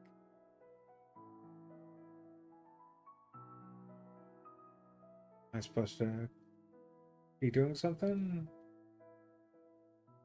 Oh, okay. I don't know why I hit that. Olia smeared. Maybe I accidentally I must have accidentally clicked that and thought my mouse cursor was over there. Olia smeared a slice of bread with a thick layer of condensed milk and handed it to me. А у тебя все молочные зубы? Have you lost all of your baby teeth? Конечно. Obviously. Olia frowned deep in thought. У Питера Пэна зубы молочные. Peter Pan has baby teeth. Вдруг со What if they взрослыми won't let you go to his land with adult teeth? Мы что-нибудь обязательно We'll think придумаем. of something. Pопросим папу We'll ask заменить Dad to нам alter your age in the passport. С чего это папа будет? And why would Dad forge documents? Olia took a bite from the sandwich and started talking with her mouth full. We will. Мама He helped Mom say he did that before. Смотри, уши You'll вырастут, grow как у ears as папы. big as Dumbo's. Olia got worried and touched her ears. I smiled to myself. My little sister was silent now. She just devoured bread, watching the adventures of Peter Pan, Tinker Bell, and James Hook. As if she got sucked into the fairy tale Neverland. Be honest, I also imagined myself there, in a land where where one never ages, where no one argues over little things, where no one listens to fights and the sound of broken plates at night. Felt like I was dreaming with all my eyes still open. Then my sister's scream pulled me back to reality. Слушай, скорее, штору задерни. Tosha, shut the curtains fast. Зачем? Why? Никто же на тебя не No one's смотрит. watching you. Уже темно. It's dark, Да темнее. and when it's dark, the owl comes. I'm scared. I got out of bed, fighting my drowsiness, and closed the curtains. Yeah, I won't close it. Did my best not to look outside toward the treetops, where the taiga forest would seemingly drew closer and closer. Of course, it was just a visual effect from shadows of branches scraping the snow. Тоша, Tosha, Mom thinks I made the owl up. и папа считает, Dad, что too, я маленькая, thinks I'm a liar since I'm small. а сова есть. Owl exists. Честное Honestly it does. Ты же мне веришь? You do believe me, right? Она там. that comes every night, and I swiftly grabbed Olia's hand and looked her in the eyes, trying to transfer at least some of my courage and determination. Did I really have those qualities? Yes, I believe you, alright? Don't nag our parents about it anymore. They're already dealing with a lot, so they'll just get mad at you. Come and tell me if anything happens. And don't look at the window. Oda wants me to look. Doesn't matter. Act like it doesn't exist and never existed. Like it's made up. Just like Mom and Dad say. And we'll get tired of waiting and fly away.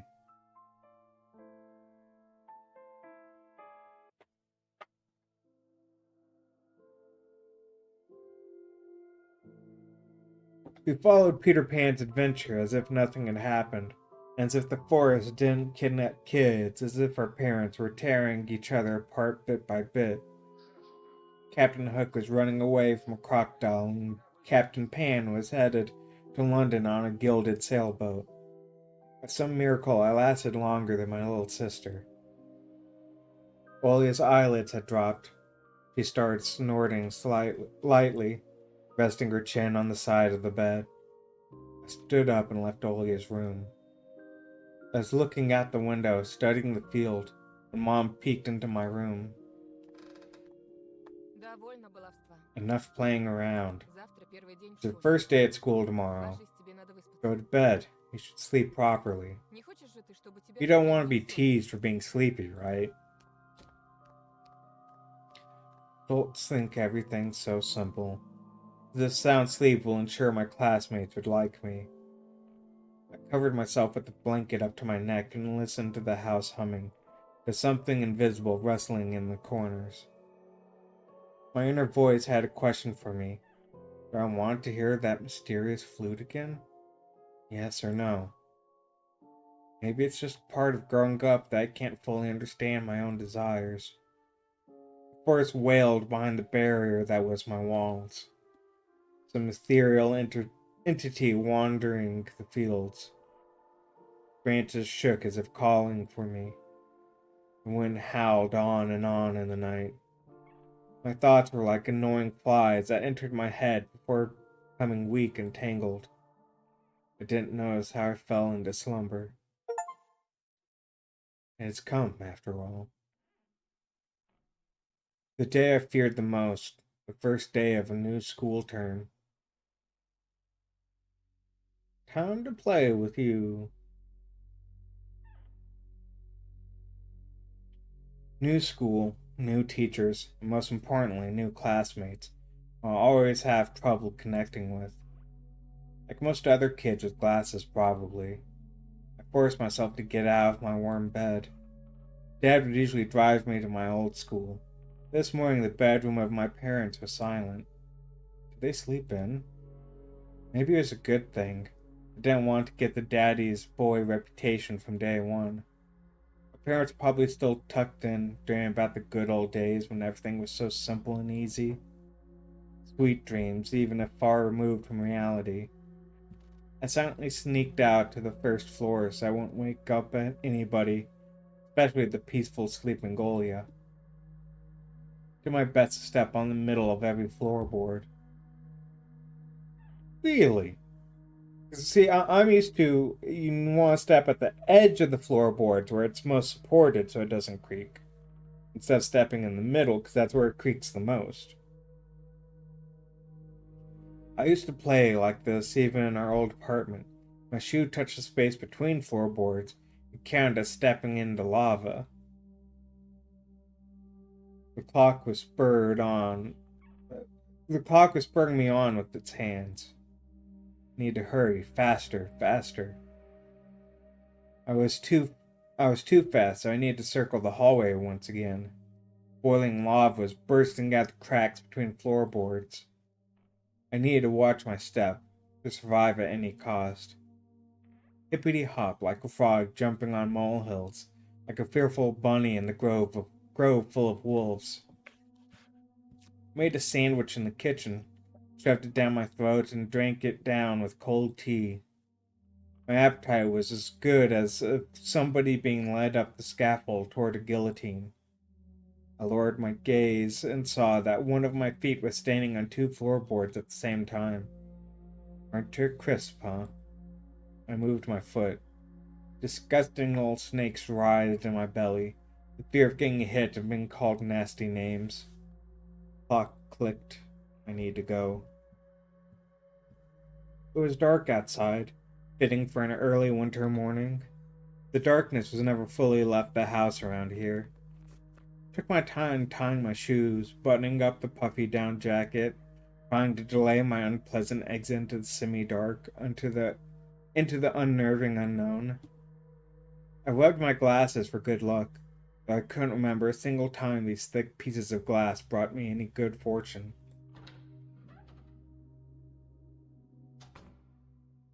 The sky was akin to a giant bruise.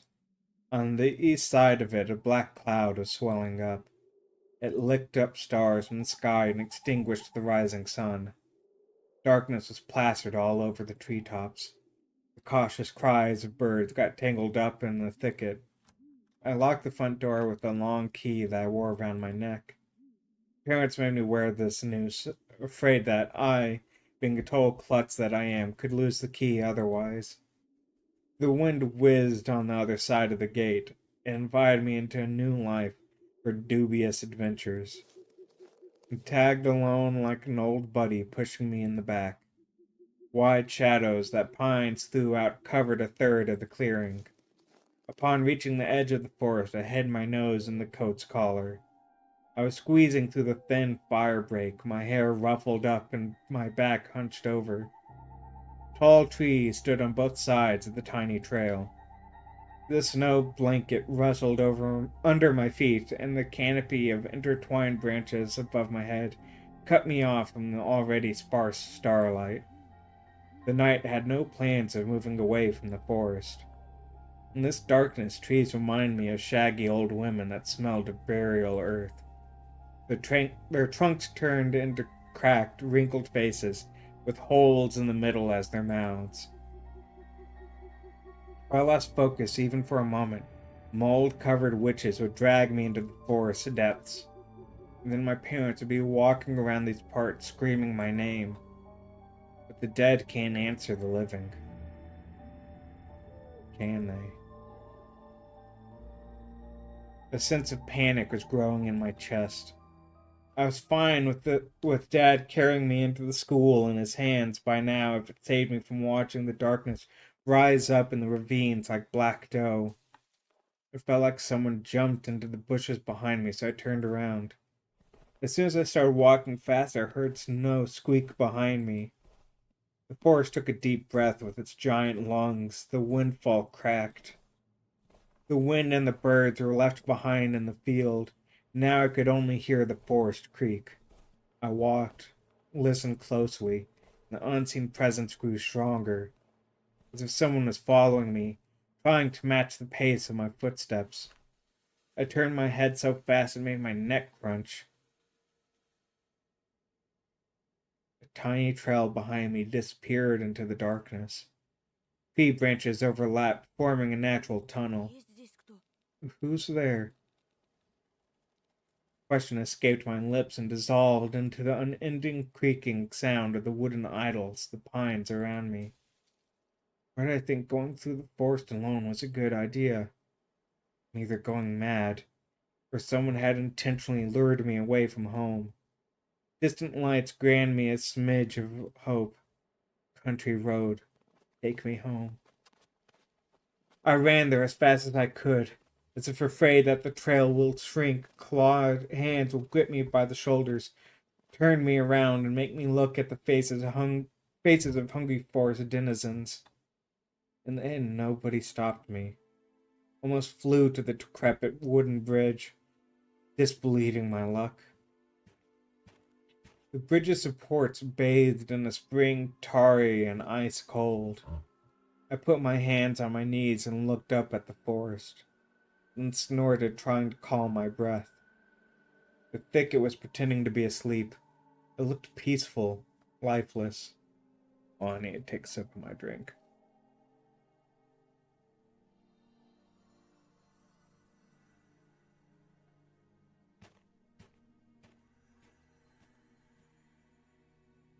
The remaining part of my commute lied through a snow-laden road, illuminated by sparse lamplights. I chased away bad thoughts and ran as fast as I could, from one circle of light to another, seeking protection from electric lamps. Just like that game where you need to be the first to proclaim I'm protected. Tag. A kids game where one player needs to tag other players by touching them with their hand and making them in certain zones, normally called the ghoul. Players can stay safe from tagging. Okay, I didn't know of these safe zones.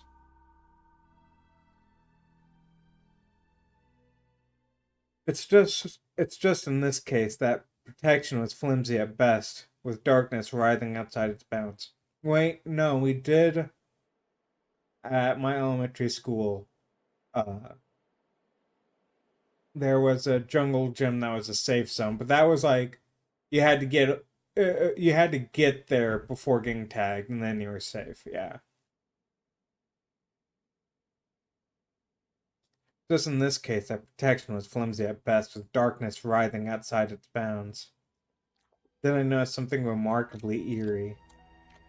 In a place where the light from an inclined lamp couldn't reach, a hairy, crooked shadow came alive with a guttural roar. Almost felt like its features tiered light. Its unnatural pose instilled fear. Eyes almost popped out of their sockets as it just stood there, blinking, trying to chase away that illusion. But the shadow didn't disappear and even got closer. My insides were gripped by horror.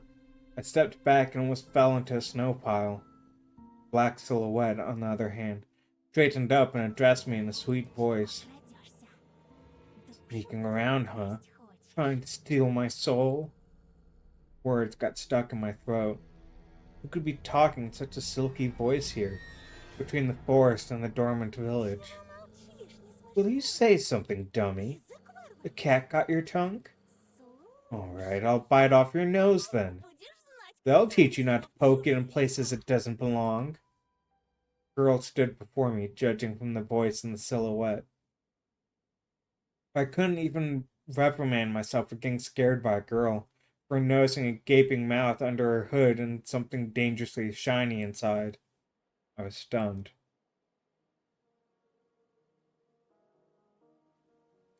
Furry. From the cavity of her hood, a frighteningly real fox face was staring straight at me. It's just her jaws weren't moving and her eyes weren't blinking. Mask. Just a girl with a fox mask on. At least I wanted to think that. After a surprise like that, a nervous smile involuntarily crept onto my face. I was just going to school, and then you... What about me? Never seen a fox feed a dog? Oh, look at a little doggy. Oh. And indeed, there was a small dog circling the girl's legs. One of the strays that were chasing me yesterday, probably. Sorry, I didn't mean to. After hearing my voice, the dog whimpered, lowered its ears, and sniffed me out, and then started wagging its tail. I guess I still smelled of bologna that I ate for breakfast. I was shifting my gaze back and forth from the dog to the girl. It didn't seem scary anymore, just weird. So you didn't mean to, huh? What's your name? I'm Anton. And you? And I'm not. Fucking got him. She's weird. Definitely has a couple screws loose. But she has a nice voice. My astonishment has turned into a mix of happiness and relief. This girl I didn't know was definitely a human, if a bit eccentric. I was also a bit angry at myself. This foxy girl was walking through the darkness without problem. I shuddered from every little sound. I could just walk away, but this girl had piqued my interest. The next time a police officer asked me about my friends at the new place, I told him that I befriended a talking fox. Do you live around here? В поселке? In the village? The fox girl giggled and purred. He spun around so hard the hem of her coat lifted up. Нет, голубь. No, dummy. Лисы не живут Foxes в don't live in villages. Хочешь сказать, ты живешь They в live лесу? in the forest then. Из какой норы ты Have you вылез? been living under a rock? Конечно. Obvious that foxes can't survive anywhere near humans, Пока они лисы. as long as they're foxes. Her jokes are also weird. Just like her carnival mask. Paper mache with fur glued onto it. A dog reminded us of its existence with a loud bark. I unfastened my backpack. Dad would sometimes throw food in there without my knowledge. Cookies, apples, or even my favorite, crab sticks. He called it a gift from the bunny. Treat from the bunny, the uneaten part of a business lunch or a treat specifically bought for children. Parents would tell their children that Bunny asked them to deliver said treat, but it could also be any other animal, a squirrel or bear, for example. Huh, that's an interesting tradition. The stray strolled toward me with menacing footsteps, with a pleading look in its eyes. The fox did definitely treat it to something, but was probably still hungry. Зачем ты так вырядилась с утра? Why are you dressed like this so early in the morning? На утренник идешь? Going to a costume party? Why are you asking questions, Anton? The girl shrugged, throwing silvery snowflakes off her nose. Her human form along with them, turning into a genuine beast. A real fox, agile, cunning, dangerous. A moment of hesitation, you'll be ripped to shreds. It'll tear you up and gulp you down without breaking a sweat. Couldn't help but just stand there as a stump. Until I heard her calm, melodic laughter hidden underneath the beastly mask. Видел бы ты свою I wish you could see your own mask, sweetie. Did you say sweetie?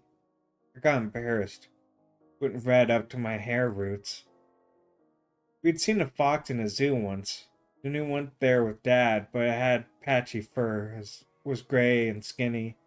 This girl was of fiery color and furry, just like in fairy tales.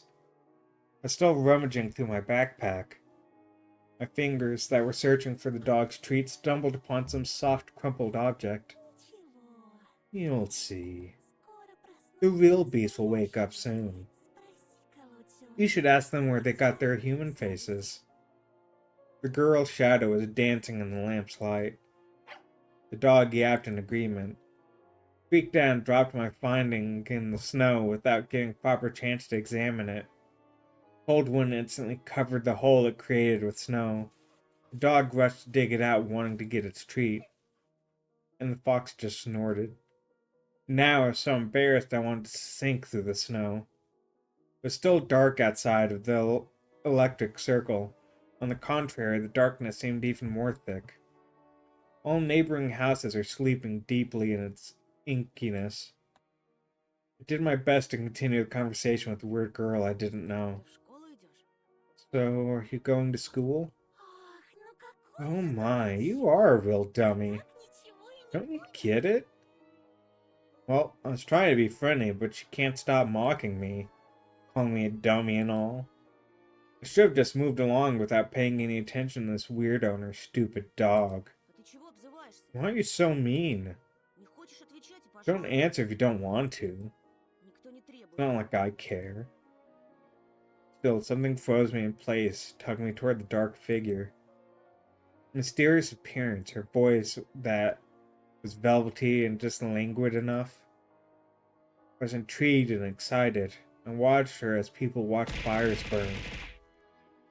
Who throwing shit at me? Oh, hey, Hurricane, how's it going? Ой, да не дуйся. Oh, stop pouting. Иди-ка лучше. Look, here. Ты нравишься Жульке. Zolka took a liking to you.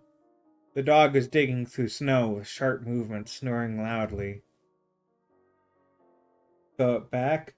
I can't. That's against terms of service. The fox turned around and looked at the windows of a nearby house as its timbered front through the white mist. The tip of her fake nose was shining under the lamp's light. И не только Maybe someone else too. Went red again like a boiled crayfish this time. She talking about herself or someone else? I hoped that the semi-dark would be able to hide my embarrassment from the girl. I cleared my throat before asking, Кому еще я нравлюсь? "And who's that person?" I waited, counting my heartbeat. The fox didn't reply.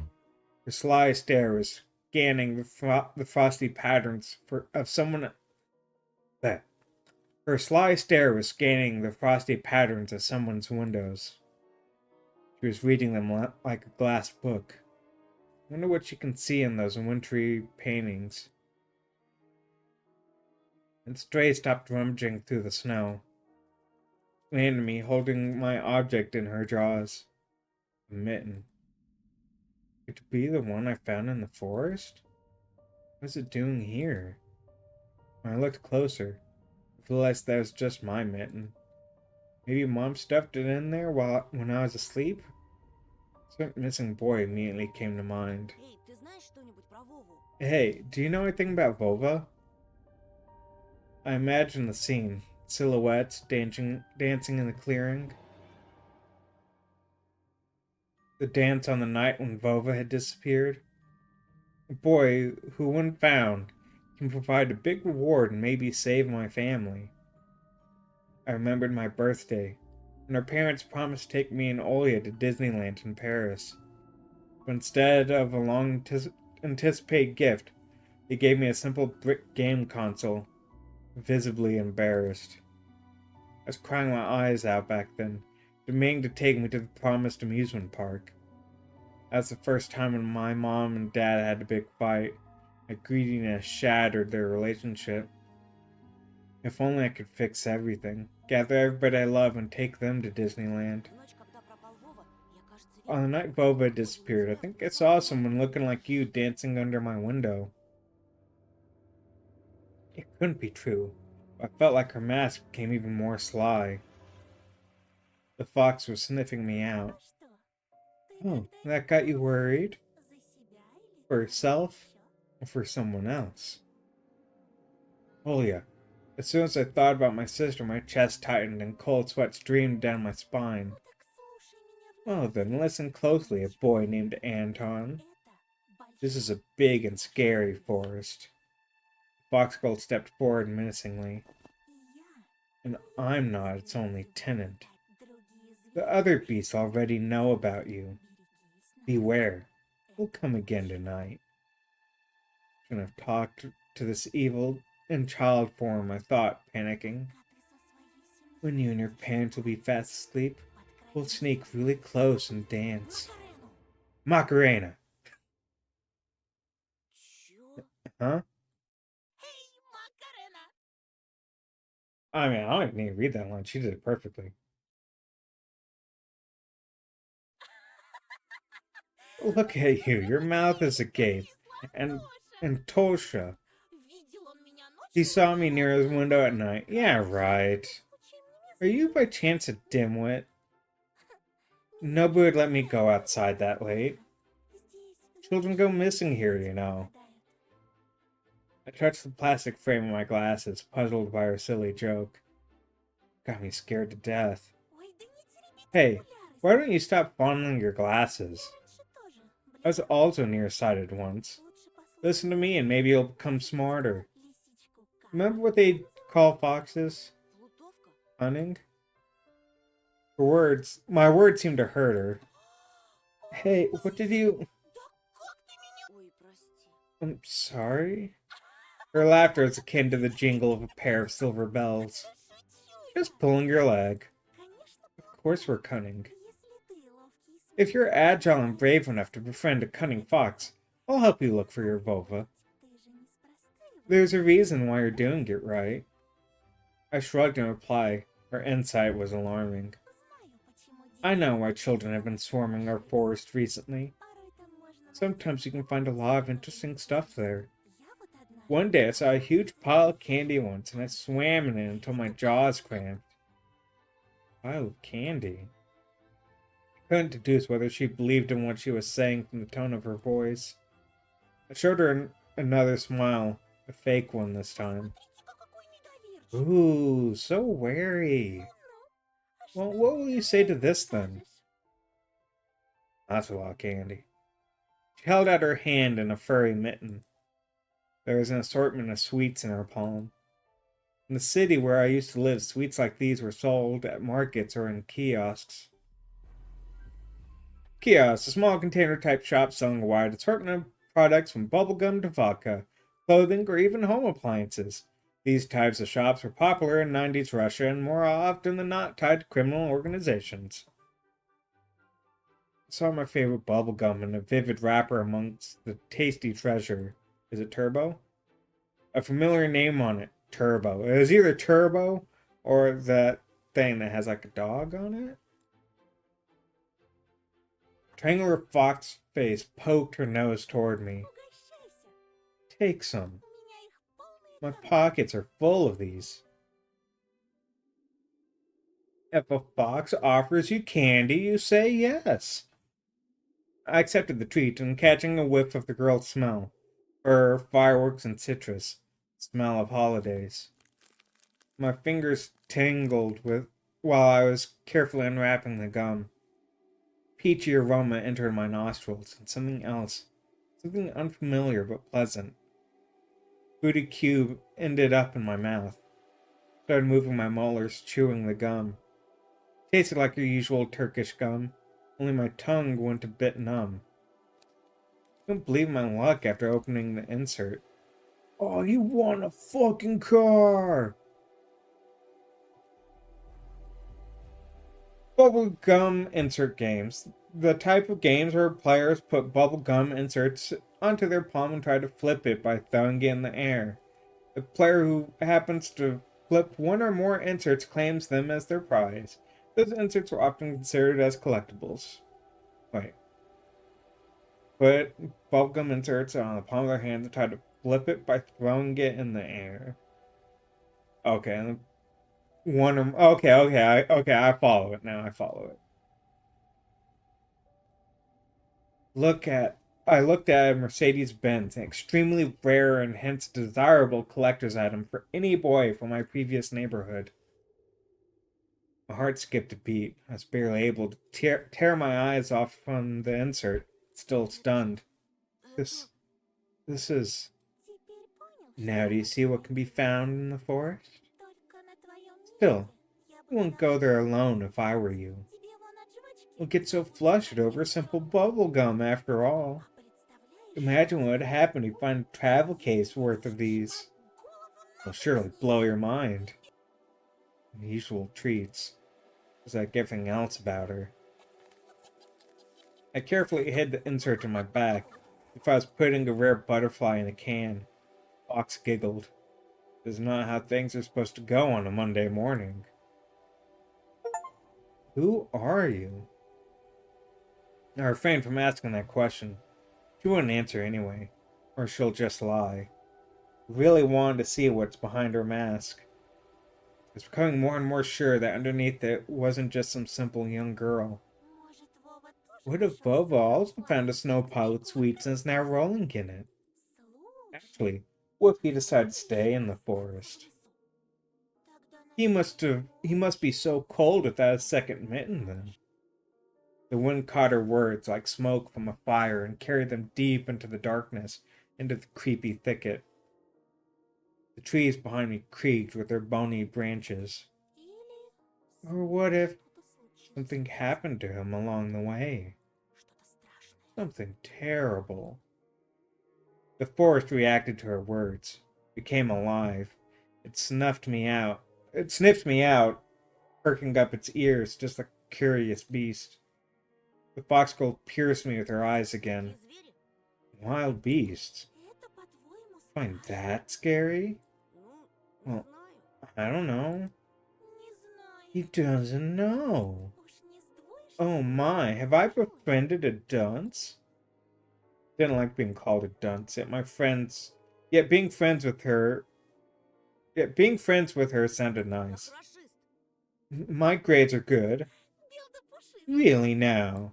Пойдешь со мной? Will you come with me? Good grades, Anton? Найдем твоего. We'll find your Vova and you'll be able to ask him what he found deep in the forest. Ты ведь пока As long as you're with me, nothing can hurt you in the forest. Вот увидишь. You'll see. Worms of worry writhed in my belly. Better run, whispered my mind. Я тебе не верю. I don't believe you. Ты думаешь, я Do вру? you take me for a liar? Ты, пожалуйста. Whatever, you're just like everybody else. The girl sounded hurt, although I didn't know if she was genuine about it. She turned around as if she had immediately lost all interest in me. The gum felt bitter now.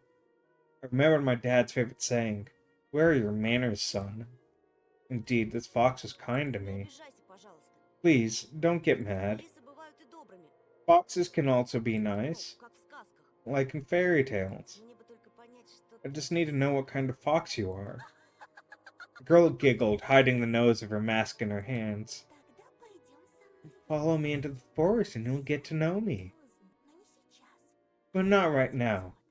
When it gets bright. I mean, your whole body is shaking, you poor thing. Это выгляди, Кондрашка. I don't want you to get a stroke. Айда, провожу Hey, тебя до let me accompany you to school. After hearing this, the dog barked in agreement and stopped messing with the mitten. I leaned in, trying to grab the piece of handwear that almost ran away from me. Если тебе по пути. Well, if we're going in the same direction. We went toward the school and the lost dawn. Here and there, the lights came on in the windows of houses we passed, as if their inhabitants were sending us warning signs. Silhouettes lurked behind curtains, dogs let out occasional barks. Spirals of gray smoke rose from the chimneys. TVs bustled with dishes clanging in kitchens. We watched the village slowly rise from its slumber, while carefully treading the snowy wheel trails. I walked in the left one, and she took the right one. The dog was following right behind us. I expected the fox to bring up something weird again, but she stayed silent all the way to the school, as if playing with me some game only she was privy to. She would only giggle from time to time, and the dog sneezed from the snowflakes that fell on its nose. It was the first to break the silence. Как тебя зовут? So, what's your name? А, ну, конечно. Here it comes. Имена, Names, names, names. непременно. You people always need to put labels on everything. Ну и как бы ты What назвал? name would you give to a fox like me? Даже не знаю. I don't know. Но я читал про лесу. But I've read about Alyssa the fox. Что? You know what? Я не против. I don't mind. Пусть будет Алиса. I'll be Alyssa. I couldn't understand if she was joking or not. I turned around as if looking for an answer from the dog, in the dark sky devoid of dawn. My silent questions were left unanswered. The school's outline was already in our sight, a giant brick box stuck in the endless night. Lights in its windows didn't bode well for me. The warden trees were guarding the schoolyard. Screams, childish laughter, and someone whistling tore up the silence. I went there with Mom when we just moved, and the place looked cozy at the time. Empty corridors that smelled of polished, puffy snow outside. The second time I came alone to get the books and just kept on imagining my peers rolling down the railings, grade schoolers running to the library, and teachers marching down the corridor with the air of self-importance around them. High schoolers were smoking at the entrance, and track pants and wool caps perched on their foreheads. Their appearance destroyed the last hopes for a cozy school. Their stingy eyes and their teeth, yellow from nicotine, their smirks, all of it had the same gloomy effect as a cloudy winter morning.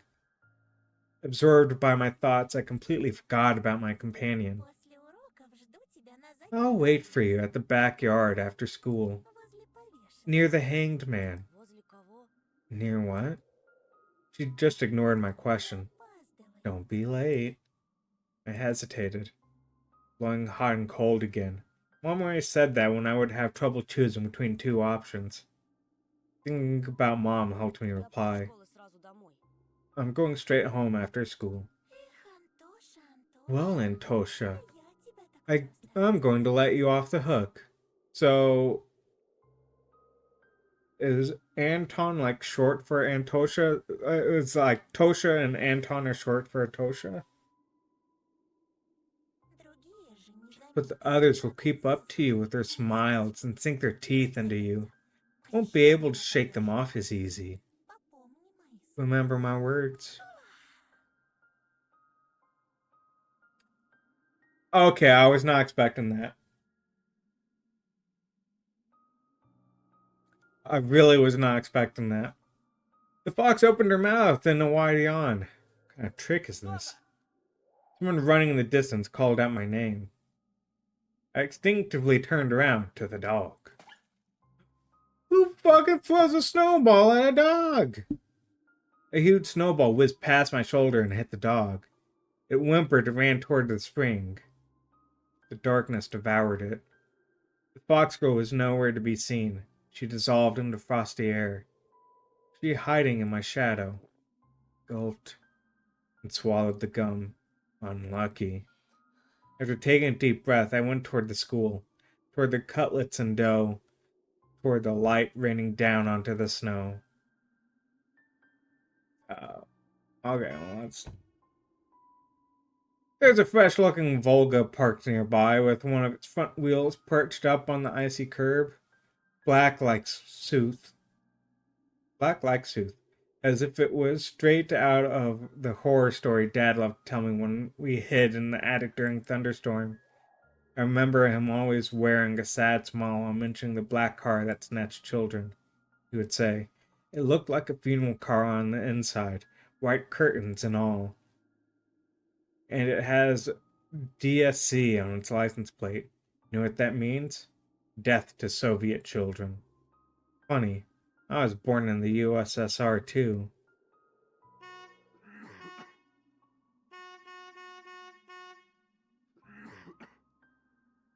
A tall man was standing near the gate, puffing out clouds of smoke into the wind.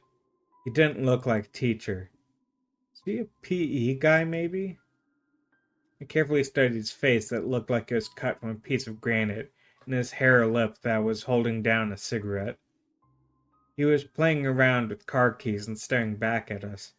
The light from the cigarette was reflected in his eyes that were sitting deep in his eye sockets. I froze in place. The hulking man lazily tore off his eyes from us and walked toward the road. Whose nest is this, I wonder? A thieving magpie? And it probably has all sorts of shiny things in it. Pieces of colorful glass, bottle caps, polished coins, child braces. Okay, yeah, that's it. Alright. Wait, no. There's them. A buzzing crowd of upperclassmen with their winter hats tipped to the side. I'd better not draw their attention. Okay, now we'll enter. I could hear muffled voices behind the doors, saw blinking lamps. Darkness creeped along the windows, and it felt like the school was drifting in open space like a lonely lost spaceship. After going up to the second floor, I noticed a crowd around the notice board. Everyone was taking part in a lively discussion. Moved closer and took a look at something everyone was interested in through a wall of backpacks. There's a piece of paper with something printed on it glued to the left of the notice board. Vova Matyukin, 10 years old, grade 4, B. He left his home on January the 5th, around 16 o'clock, and never returned. Was last seen at the bridge over the Smorodina River. He was wearing an orange coat with a hood, a black wool cap, a scarf, and mittens with green stripes. Might have had a plastic toy gun on him. Features: 142 centimeters tall, skinny, brown hair and green eyes. Please call these numbers if you have any information on Vova's whereabouts. Child missing. Vova Matyukin. That was his name. A 4th grader. On that grainy print, Vova looked dead, the black mouth and dark empty eye sockets. Could it be that the darkness dwelled deep in the forest and invaded his pores and mutilated his face? Plastic toy gun couldn't protect him from the whispering branches and the howling wind. Empty eyes of the lost boy pierced through my soul as if pleading. Unable to meet a stare, I turned around and rushed to the window, took a seat on the windowsill. The corridor was filling up with children, in groups of few. Nobody paid me any mind. In the darkness of school toilets, child voices were hammering a nursery rhyme. For the fox and for the bear, bunny, tasty meals prepare. I turned my head toward them, trying to get a better look at their features, but then my attention was stolen by a loud clicking noise. A female teacher marched down the corridor with her chin raised up high. Her heels were hitting the floor like miniature hooves. The girl was trailing her every step. She was also looking pompous, stopping along the way and whispering some secret in her friend's ear. She was probably a class rep since she was carrying an attendance register book. Екатерина, возьми, пожалуйста. Ekaterina, please, take this, please. The teacher opened the classroom door and the crowd of children swarmed in, screaming and pushing. Out of all of them, a tall, red-headed fat boy caught my attention. His face was full of blisters. He looked like the insides of a pomegranate. I had a bad feeling risen up the hair of the back of my head. I've seen boys like him before. Unsettled eyes, cackling laughter. The girl, who was a smaller copy of the teacher, warned the boy with a wave of her hand and entered the room through the clearing in the crowd. Some other guy stood in the way of the crowd, and the redhead immediately shoved him. Move your legs, moron. The boy flew head first, flailing his hands, trying to keep his balance. The fatso burst out laughing, and a couple of kids joined his nasty cackling. The laughter sounded like someone was snipping with huge garden scissors. Classroom sucked all the kids in. The corridor stood empty. I wanted to grow roots and stay on the windowsill.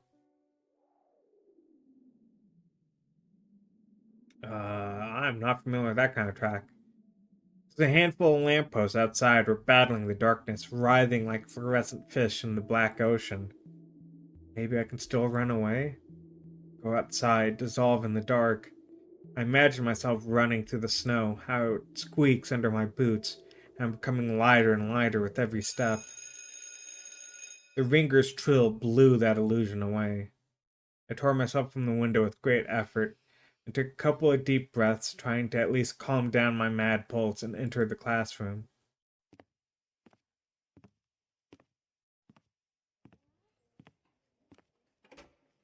The prim teacher looked at me over the frame of her glasses, clearly annoyed.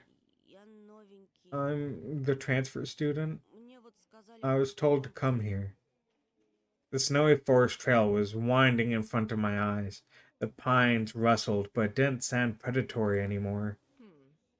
She buried herself in the register and flicked through the pages. Фамилия-то как? Your last name? Петров. Petrov. Громче говори. Huh? Are you mumbling there? Чего мямлишь? Say it clearly. Петров. Petrov. Нет такого. You're not on the list. She measured me with a long and heavy stare, as if trying to see if I was lying. I wanted to sink through the floor. Hazy faces observed all of that from the left. The classrooms breathed and snorted in unison, like a living organism, like a dangerous Ты не beast. ошибся? Are you sure? Нет такого в I списке. don't have you in my register. My knees chose the worst time to start shaking, and I felt dizzy. I clutched my fist so hard my knuckles became white. Сказали, They told me to come to classroom 204 to ask for Lilia Pavlovna, class 6C. Apparently everyone in the classroom took my words as some sort of joke, because they're all Что laughing. за бардак? What's wrong with this school? Classroom fell silent. Kids hid their smirks for a better occasion. Понаберут студентов. Why do we hire so many Только interns? знают, что губяки They all собирают. know how to put lipstick all over their bulging lips, but when it comes to real problems, I have to solve everything. А бумаги-то кто заполнять How'd they будет? send you here without any proper paperwork? We've had the same thing happen so many times already. Подожди здесь. Wait here, I'll be back. Сейчас я ему After I have a little chat with them. Alright, now I'm the teacher. Fucking be ready to get schooled, nerds. The teacher flew past me, mumbling something to herself in righteous anger, and I was left standing at the center of the classroom. Like a convict in front of a firing squad, I lowered my gaze, feeling the mocking stares from all over the classroom directed at me. They prickled my skin, dancing on it like laser sights.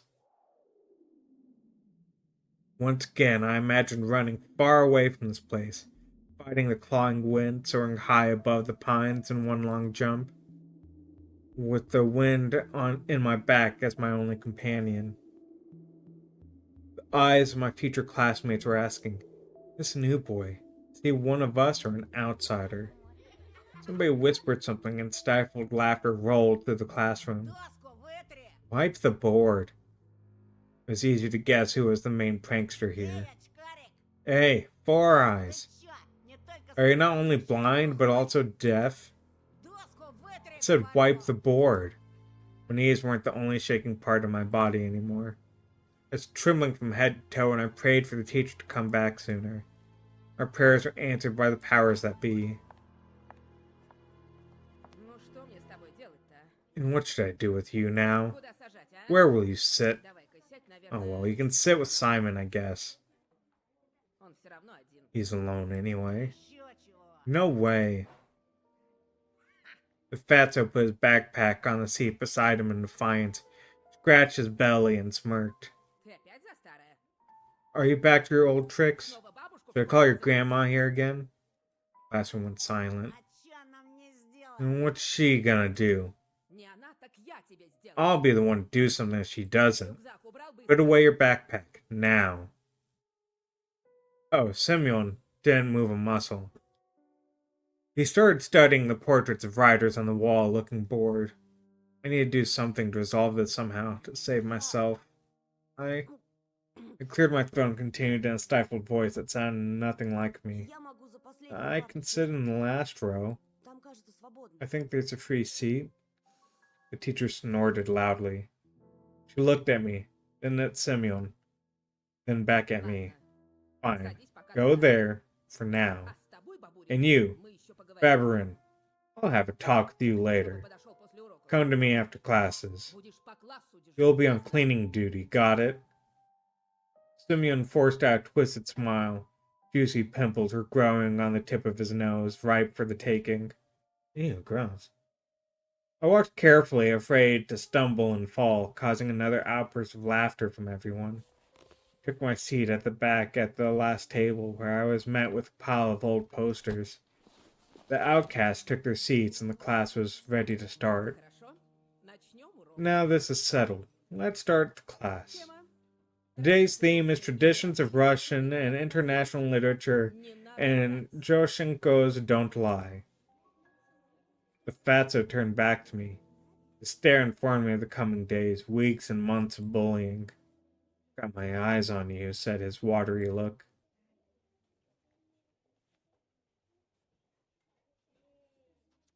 After a couple of periods, I'd already noticed a huge yellow spit stain in my notebook.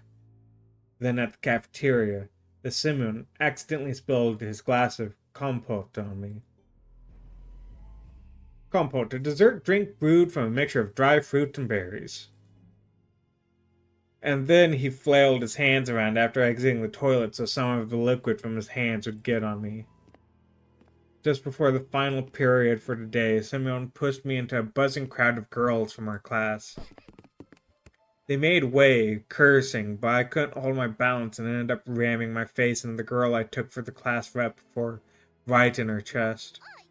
Ow. I immediately stepped back, dying from embarrassment. I'm sorry, are you alright? Then she suddenly put her hands on her hips. Will you look at him? Groping me in front of everyone. Tell my mom. They'll expel you, pervert. There was some sort of sadistic pleasure in her eyes, as if she was a child who was about to put a lit-up match to the chafer beetle. I didn't mean to, he pushed me. We all saw that. You know, no blind among us. She stared at my glasses while showing me a creepy smile. I started to fume on the inside, but Simeon's laughter cooled my head. I pushed you? You sure? He swaggered up to me, enveloping me in the smell of sunflower seeds and rotting teeth, and then pushed me to the ground. Like this, huh? What you gonna do now? The bully towered over me as if saying, Come on, hit me. Let me see you try.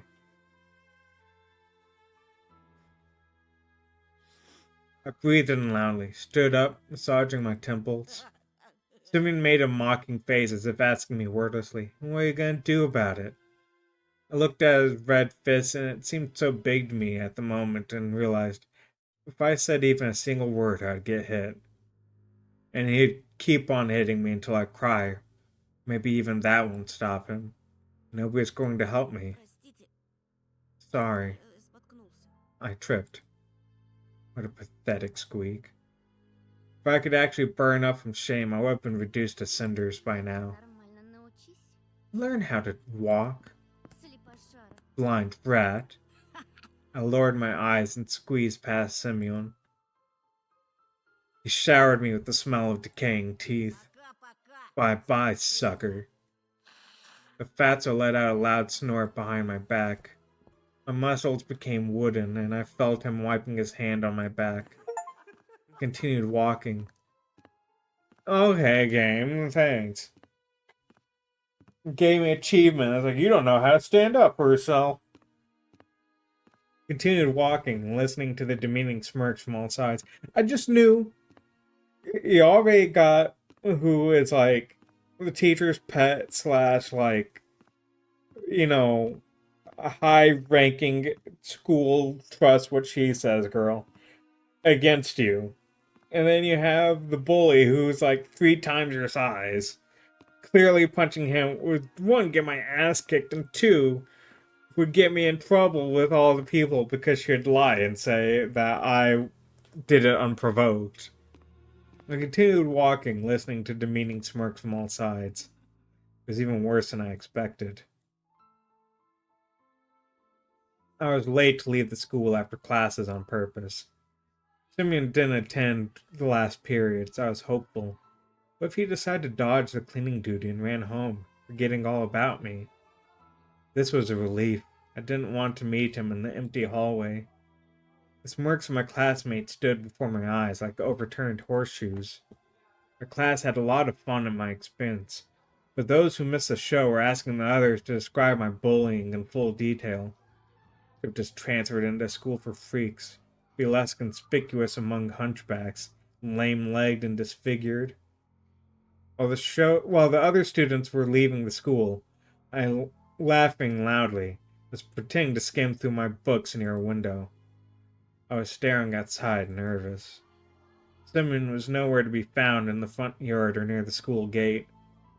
I didn't really believe I was this lucky, so I decided to be extra cautious and stayed for some more time in the corridor that was gradually getting less crowded. All the bustle moved to the first floor. There was a skeleton peeking out of the biology classroom. Some jokester put a cap with the American condor on its head. The sound of running water were coming from the bathroom. I was the only person left in the whole school. I'm not alone, a sudden thought came to mind. I remembered the missing boy. His portrait was on the notice board near the schedule. I remembered his smile. Him looking at me. And the fact that he's most likely already dead. His eyebrows weren't menacing before, were they? Also, the cat definitely has less eyes than it did before. Привет. Hello. I shuddered and turned around.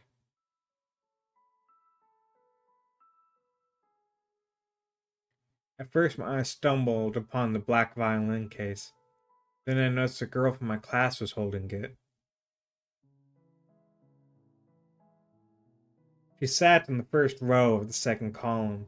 I could swear I caught her looking at me a couple of times. And I was sneaking glances at her myself. Sometimes it just feels nice to look at something pretty. The spring, the sky, Or girl that's not in the crowd that laughs at Simeon's jokes. She wasn't whispering the dirty laundry of other people to Katya. She spent all her breaks just like me, staying in the classroom or looking in the window or drawing something in her green notebook. Здравствуй. Hello. I turned red and pretended I was studying the pattern on the wooden floor. Я видела, как Бабурин тебя толкнул. I saw Babarin push you. Ты в порядке? Are you alright? The bump on my head hurt, but it wasn't all that. It wasn't all that much uncomfortable. В порядке. I'm fine. Пустяк. It's nothing. Ага, пустяк. Definitely not nothing. Этот придурок That последний idiot раз can't control меня himself at all lately. врезал Should have бы punched тому. him back. Мгм. I mumbled in reply. Вроде Семен раньше I mean, it тоже. wasn't like that before. Он к нам недавно He also transferred here just recently. Бабушка мне His grandma told me that it was almost felt like he went mad. I started shoving books into my backpack to at least put something in my hands. The girl looked at me with clear, attentive eyes. А ты за рекой живешь? Do you live over the river? В том деревянном доме? In that wooden house? Ну да. Yeah. Там, наверное, Must be страшно. scary living there. Да еще через лес And идти. you also have to cross the forest. Я бы так не I смогла. wouldn't be able to do that. I shivered at the mention of the forest. I thought of intertwining branches of a snake-like trail, of endless darkness that spread like mold among the crooked trees. So I straight up lied. Да не так уж там и It's страшно. not that scary. А что тебя так пугает? What's so scary about it for you? She smiled after a brief pause, as if brushing off a daydream. Да так, Well, ничего. actually, never mind. Меня, кстати, Полина My зовут. name is Polina, by the way, А меня Антон. and I'm Anton. Ну, это... I already know that. Ой, Oh, мне I надо- have to go to music class. She made a couple of steps and stopped. Amazing. Polina didn't look like those beauties from the magazine posters or the actresses from the movies. From the flickering light of the ceiling lamp, she looked much more alluring. А ты играешь на чем-нибудь? Can you play anything? Parents bought me a guitar a couple of years ago. I immediately remembered my meager attempts at making music. Change, we're all waiting for change. Zoe's song echoed through my thoughts and my desires to change something. Victor Tsoi, a singer and a frontman of the popular Soviet rock band Kino, that played a mix of new wave and post-punk. Their hit song, Paramin, Changes, is one of the most popular rock tracks of the new Russian era. Died in a car accident. That guitar got lost somewhere, as if refusing to move to the old house near the forest. I think my parents gave it away to someone that needed it more. Увы, не играю. I don't, sadly. A Жалко. pity. Ну ладно. Oh я well, побежала. I'll be going. Пока. Bye. Her shout was captured by the loud echo. Her shoes also echoed through the school hallways. Bye. I wasn't sure if Polina heard me, and looked out the window again. Oh, I'm sorry, Simeon would say while shoving me off the staircase in a way that could break my neck. Or, oops, didn't mean that, after spilling compote on me in the cafeteria. And this kept happening every day. I couldn't relax for a moment because of the string of coincidences. To my horror, I realized that it was only going to get worse and I couldn't do anything about it. I always walked looking down at school and counted down minutes until the classes ended. Only in rare moments when I caught Polina's look on me, I choked from embarrassment and was ready to fight. But as if to mock me, nothing happened. And then my rage subsided and everything returned to normal. I always went home alone. At first, I slept through the village, then over the bridge across the river, then finally through the forest. The road slithered between the trees for around 10 minutes.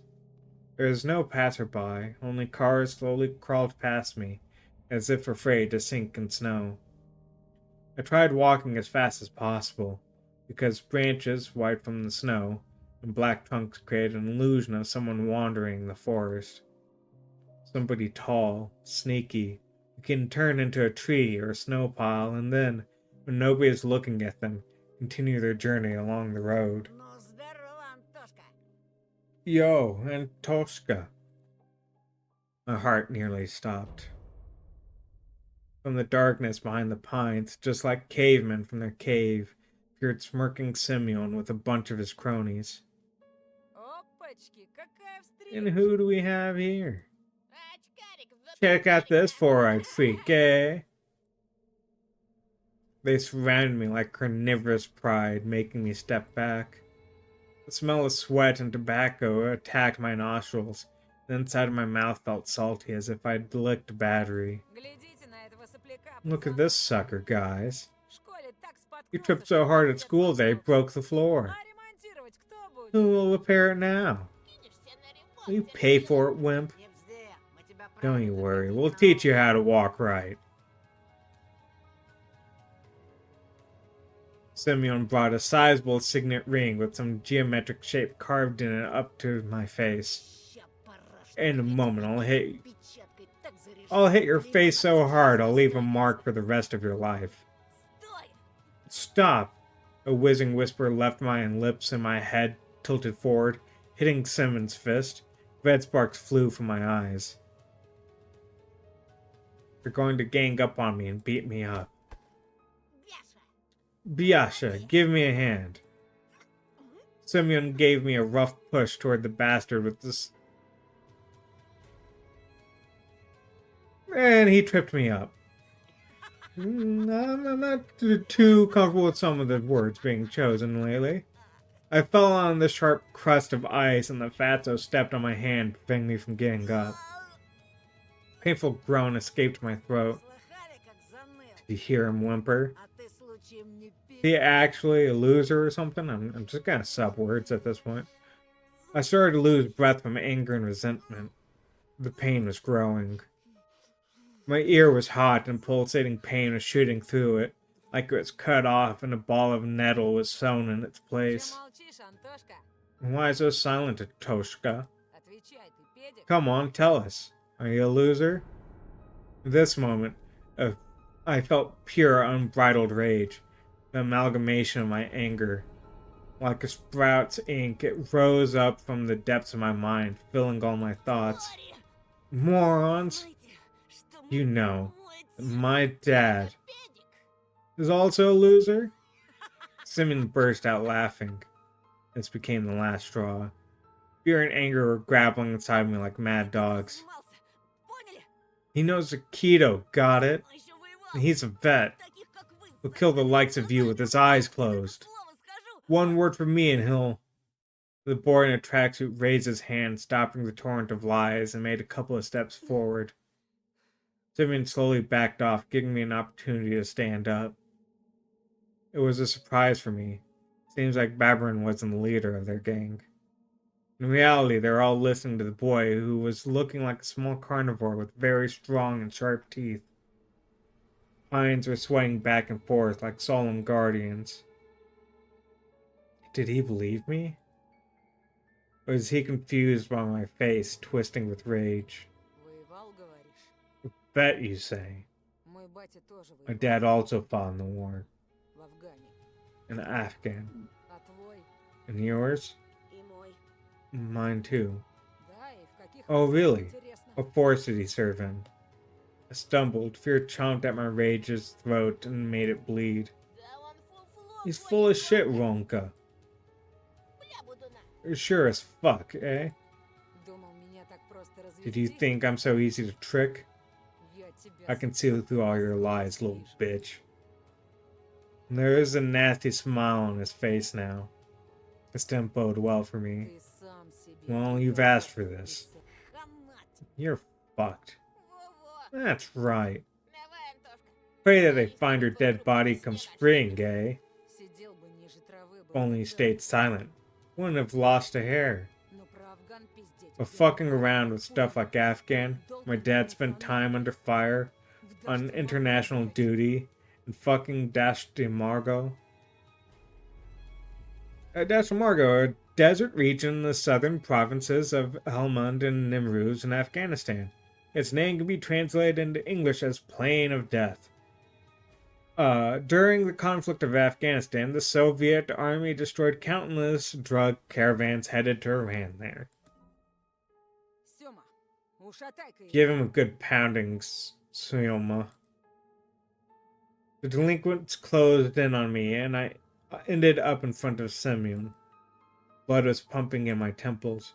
Branches were swaying back and forth as if whispering something, giving me hope. I gritted my teeth, fighting the thought that I looked silly and took a boxing stance I often saw in the movies. Пираты Майк Тайсон. What are you, fucking Mike Tyson? This is my first ever fight. I'll remember it for the rest of my life. Don't kick the bucket, of course. At the edge of my vision, I noticed the darkness writhe again. Someone was walking back and forth there. I sensed Roma's claws grab my backpack. Манатки, Антошка. Give me your shit, Antoshka. Махаться мешает. It'll get in the way. I was about to refuse, unwilling to cooperate with the bastard. Then he fished a butterfly knife out of his pocket. With one smooth motion, spun it as if showing off and put the blade to my neck. Слышь, Фрей, расслабься. Hey, потом easy, будет. buddy. I can make it painful. I let out a cloud of steam instead of words. Ronka pulled with all his might, and my backpack ended up in his hands. Calm and relaxed. An insidious smile on his face, he looked into my backpack. Что-то скрываешь, да? Are you hiding something from us? Some rat stole my school shoes. Ща поглядим. Let me see if it was... Опачки. And what's this? Ronka gave me a dubious smile. Not the bunny scissors. Так-так. What do we have here? My text and notebooks fell in the snow. He was holding my backpack in one hand and something weird in the other. It looked like a mask. Wilma lifted it high as if showing to someone else, to someone in the treetops in the twilight among the trees. An old bunny mask. A long, worn-out ears, barely visible nose and whiskers, mangy fur on the sides. Where did it come from? Who put it there? Simeon laughed. Новый год уже прошел. Way past New Year's, moron. Ты реально поехал. Are you really a loony? Это не мое. It's not mine. Как не твое? How come it's not? It was in your backpack. Wonka is watching the scene unfold with an evil smile on his face. А знаешь что? You know what? Надевай. Put it on. Зачем? Why? Надевай, говорю. Because I'm telling you to. Попрыгаешь перед We'll нами. hop like a bunny for us. Давай, давай. Yeah, come on. Без штанов домой We'll leave you пойдем. pantless, eh? Anything but this. What if someone from our class will pass by? For example, Polina. Нет. No, Сёма, надень Сёма. на него. put it on him. Хе. Biasha rushed to his friend's side and took the worn out mask from him with a buffoonish bow. Then he passed it to Semyon, who was already rubbing his hands in anticipation. I looked around the pine woods, as if waiting for help, as if the shadows that writhed around us would take pity on me and take my side. Branches looked like arms twisted at unusual angles. Blackened bark was their charred skin, and the darkness was the smoke they produced. I can't run, won't get away, they'll catch me. And then, Вот. here, Это чтобы маска. it will хорошо. fit better this way. He hurled a huge ball of spit on the inside of the plastic bunny face and put it close to mine. Spit looked like a squash spider. Ronka's face twisted. He spasmed like a beast, like he wanted to tell Simeon something, but then he suddenly stopped. Simeon was still close by, with a disgusting smirk on his face and terrible smell coming from his mouth. Надевай, баран. Put it on, fast, Оттурую. or you're dead. The mask almost looked even more disgusting now, yet despite everything, I felt like it was a chance for salvation. It could become my second skin, if only I was to put it on. If only my face was to touch its bumpy surface. I'm sure the fur will glitter, the ears will tremble like they're alive. Just need to put it on, and Simeon and his friends will be gone. Forever.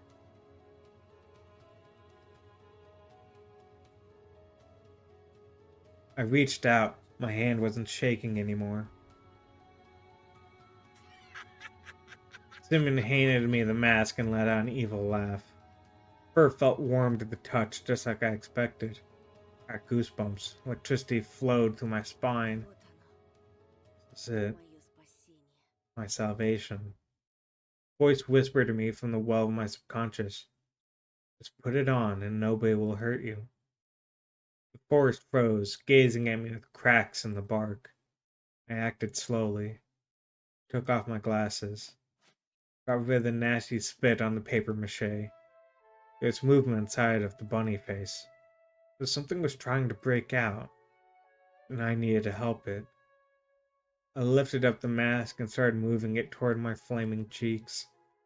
Just like in the movie with Jim Carrey. This mask had power. This mask had strength. Carton touched my skin, enveloped my skull, my nose, took the shape of my face. It smelled like an animal lair and pine. My lips touched some sort of hard, wavy material. My armor. Strangely enough, through the slits of the old carnival mask, I was able to see as good as though my glasses. The trio of boys frozen in the clearing. Snowflakes frozen in the air. The trees whose shadows formed black streams toward me. And a weird silhouette in the early twilight behind the windfall. In all that silence, Simeon nervously whispered, "Hey, guys, what's up with him?" I broadened my shoulders. My muscles felt like they were made of steel. Invisible plumes of fog flew toward me, breaking off the trees. I was absorbing the forest power with every pore of my body. I smiled underneath the mask. No, I showed my teeth. My fists were itching. My stomach was growling. Он He's превращается. turning. You asked for this. I made a step forward. Simon carefully stepped toward me as if walking on thin ice. The trail from my dream snaked in front of me again. Endless, alluring, it was beckoning me away from all the problems. The new wonderful world, the world of Magic Neverland. I pulled on the zipper, opened my coat and threw it on the snow with a fast motion, then growled. I felt like something was frantically looking for the exit underneath my skin. I went toward Simeon. Он He's turning. Твою мать. Fuck. Превращается Turning в конченого мудака. into a fucking loser. The clearing blew up in hysterical laughter.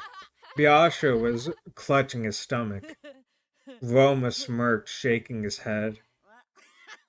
And Simeon, who was laughing the most out of the three, spat on his knuckles and waved his fist like a club. Ну и You're such a дебил moron, ты. Tosha. A fist collided with my mask. The fur didn't dampen the blow at all. There's no power, no magic smoke coming from the pines. I flew toward the bushes and landed on my butt. My vision, bolstered by adrenaline a moment before, returned to normal. Вот это был номер. Now that was something. Думал, он I thought I'd get on all fours and tear us to bits. морковку. Like a carrot. Не, ну вы Yo, did he see that, eh? видели? Did ya? Это считается Does this count as him hopping? Это даже лучше. This was even better. I sobbed. The mask had one advantage. Right now, nobody would see my tears. дурик. What a loony. Я тебя в You психбольницу- belong in a loony house. психбольнице For для animals, eh? Simeon put his knee into the snow pile and ripped the glasses out of my numbed fingers. очки. Give my glasses Я back. домой не дойду. I won't make it home. Чё ж, Bullshit. знаешь, как Haven't you heard that bunnies have good sense of smell? по запаху доберёшься, Don't worry, сын. just use it. Склад. Hippity hop, hippity hop. Simon shoved the trophy into his pocket and flashed me a toothy grin. Кролики очки. Besides, bunnies don't wear glasses. Теперь вали отсюда. Now scram, loser. I stood up, still wobbly. The trees became a blurry, dark wall. 3 bright silhouettes were wobbling around me.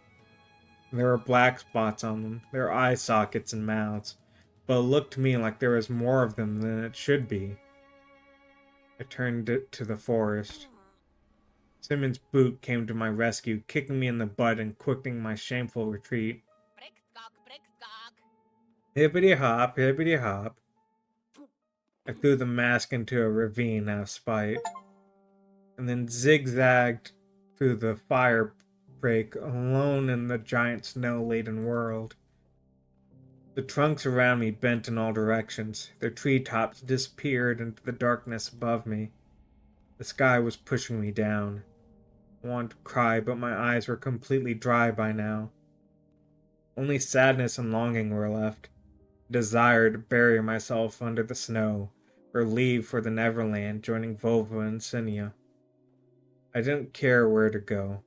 Just somewhere far away from here. Somewhere very far away.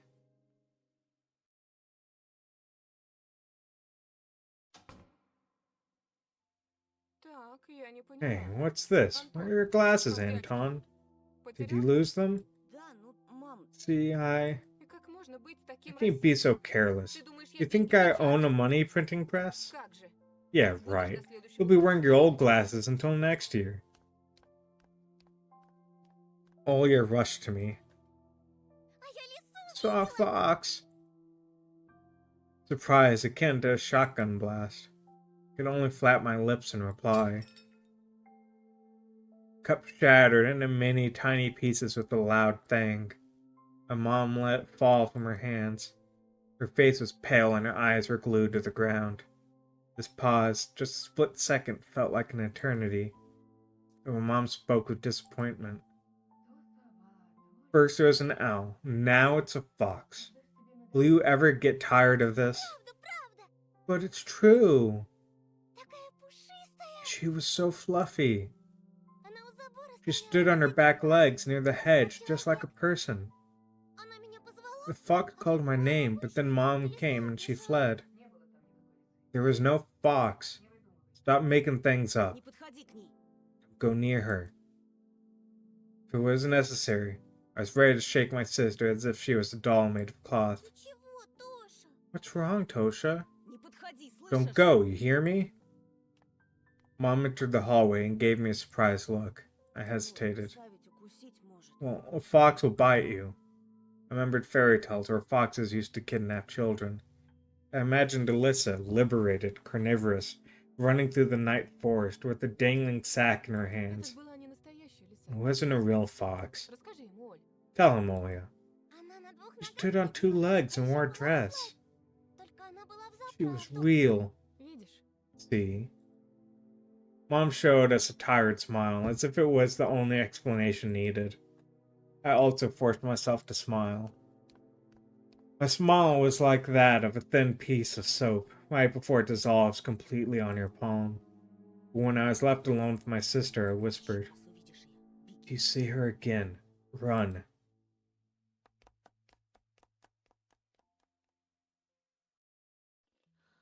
I shut my eyes and threw the vitamins in my mouth, washed them down with water. Please stop driving me mad, please. I was doing my homework on a Friday evening, like usual. I already finished the hard part. There was only my art homework left, my favorite subject. I need to draw some sort of magic beast. I wanted to draw a dino at first, but my brush reached toward the orange paint all by itself.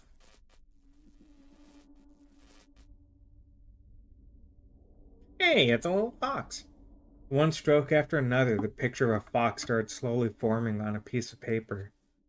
It was almost popping out of the snow white sheet.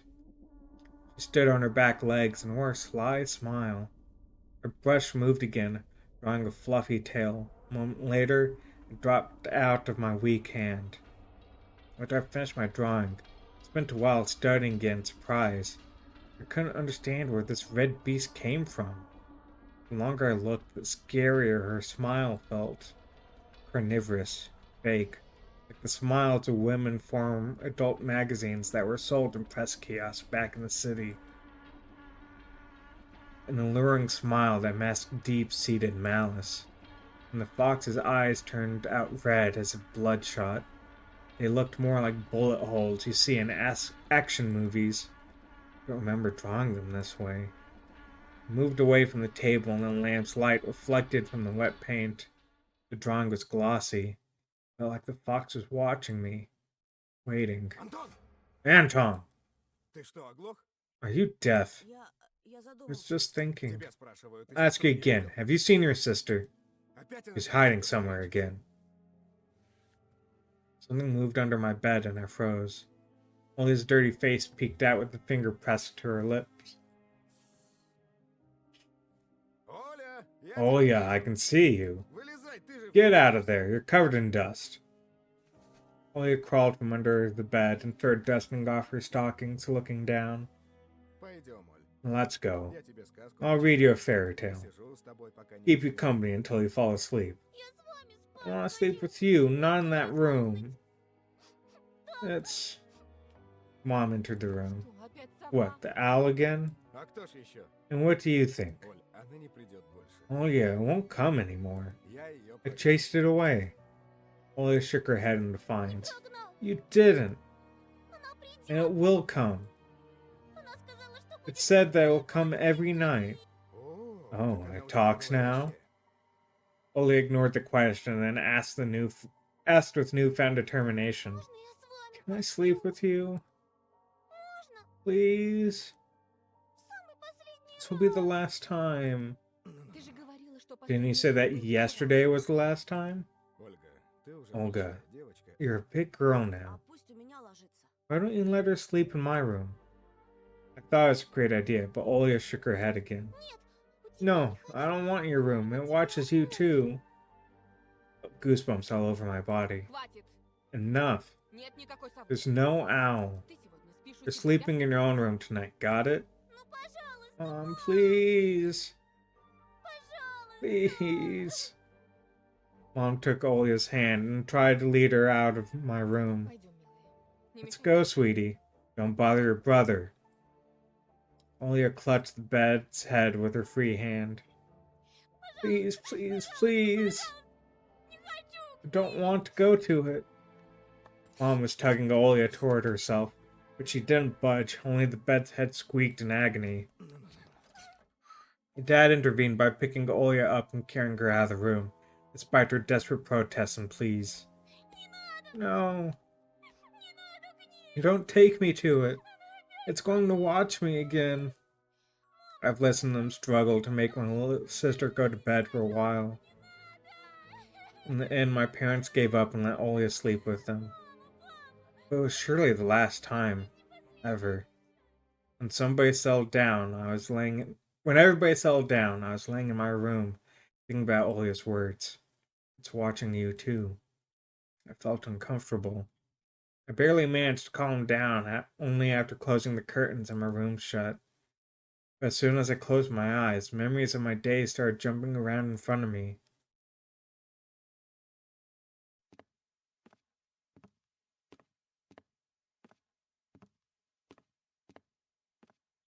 I was in the middle of the stuffy school corridor. I could see the literature classroom from here, the faces of dead classical writers on their portraits, and the prim and regal prose of our homeroom teacher, Lilia Pavlovna. And around that corner was her daughter, Katya, a snitch and a gossip, eagerly waiting for me. Эй, ну, Hey, transfer student, transfer student. Чего тебе, Кать? What do you want, Katya? She got on her tiptoes and started swaying while hiding her hands behind her back, and asked me with a fake smile on her face. Can I ask you something? а чего это Why тебе did you get transferred here?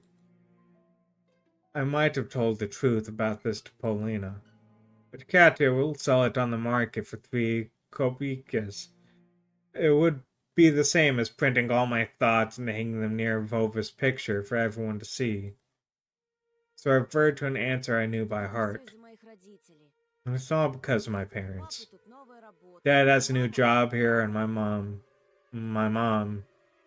But Katya didn't even listen to me, just rushed toward the perked up ears of her friends, whispered something while stealing glances at me and giggling. Да, Yeah, конечно. right. У нас тут совсем He takes us all for заморочились. fools. Я вот слыхала. I've heard it's all because of his father. Он недавно He кому-то crossed the road of сказал, some big shot, а теперь and now their family is hiding in our remote little village. Правда. Ты всё That's врёшь. not true, you're lying. А слышали? Слышали, Did как you его hear? Бабурин Did you hear how Baburin beat him up? А этот лишь руки And all he could поднял. do was look pathetic and take it. Прекрати. Ты знаешь, Stop it, у меня you know he отец wasn't такой. alone. Будто этого If мало. that wasn't enough, Будет слушать. there are rumors that this weirdo carries a bunny mask with him wherever he goes. Ой, Who in their девочки, right ну mind would do смотрите, something like that, вот huh, это girls? ясно, понятно. I see, I see. Именно Our Antoshka must be truly special. слабоумный. Maybe he's an artist, but what if И маньяк, he's a serial killer? если в его портфеле хорошо I'm sure he'll be able to find an axe in his backpack if you look hard enough, or something even worse. Yes, yes, yes. Молчи, заткнись. Shut up. Look at him scream, as if something bit him. Pupils, look at how wide they are. I hope he won't go insane and resort to violence again. I mean, there must be a reason his mom always feeds him those pills, right? I just stood there in confusion, trying in vain to understand how she found out about my medicine. But what scared me even more was the possibility that her nonsense had some truth mixed in. Yes, that's right. He's as insane as his little sister. Can you imagine that she says a human-sized owl visits her every night? Yes, yes, yes, but not a single healthy person has seen it, and this simpleton believes her. Can you imagine that? And then I caught a single kind look from the smirking crowd. Как же так, Антон? How can it be, Anton? Неужели действительно Are you really... ты нездоров? Are you unwell? Полина, послушай. Lena, please listen to me. Yeah, right. Don't listen to this liar, Polinochka. This loser can't even stand up for himself. And he won't be able to defend you if it comes down to it. He'll run away to protect his own skin. Weakling. Polina slouched as if someone kicked her in the stomach, then burst out in tears and fell to the dirty floor wailing and screaming. No, no. Why, Anton? Why? I couldn't understand her reaction, but I still rushed to Polina's side before getting shoved violently by Katya. Get your paws off her, you monster. Rage was building up under the veil of my fear. It slowly rose from the cloudy mist. I felt my upper lip lift creep up, showing my teeth. The fact that your father beats your mother doesn't give you the right to do the same to girls. My fists became hammers. I couldn't unclench them. Nobody can speak about my family like that. I came to my senses when I already lunged at the angry Katya. Ha! He went nuts! Nuts! Help! Help! Petrov went completely insane! At the same moment, the crowd around her became louder, started whistling and roaring and growing. The subtle silhouettes of my schoolmates became larger, wider. They shot upward toward the ceiling. Turned into a giant black horse chock full of toothy faces. I shrank to a tiny ball of fur and started shaking in fear before the might of ulcer-ridden trunks that belonged to either trees or humans. It was impossible to tell. They've finally shown your animal nature. Coward! Katya's face was twisted with jubilation and ecstasy. Anton, why? No! Why did you do this to me? Polina screamed while choking on her tears. He is just an animal, an outsider.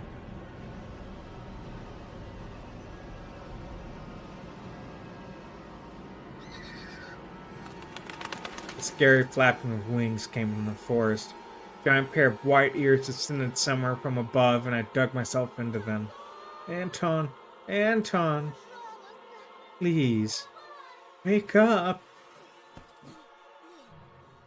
I jumped up, almost falling out of bed. Apparently I was thrashing around for hours on the sweat-soaked sheets. Olia's scream pulled me out, set me free from the tentacles of fear. Anton, please. Wake up, wake up. I took my eyes while to focus on a silhouette near the window. Olia's voice was distant. My head was ringing after the fight.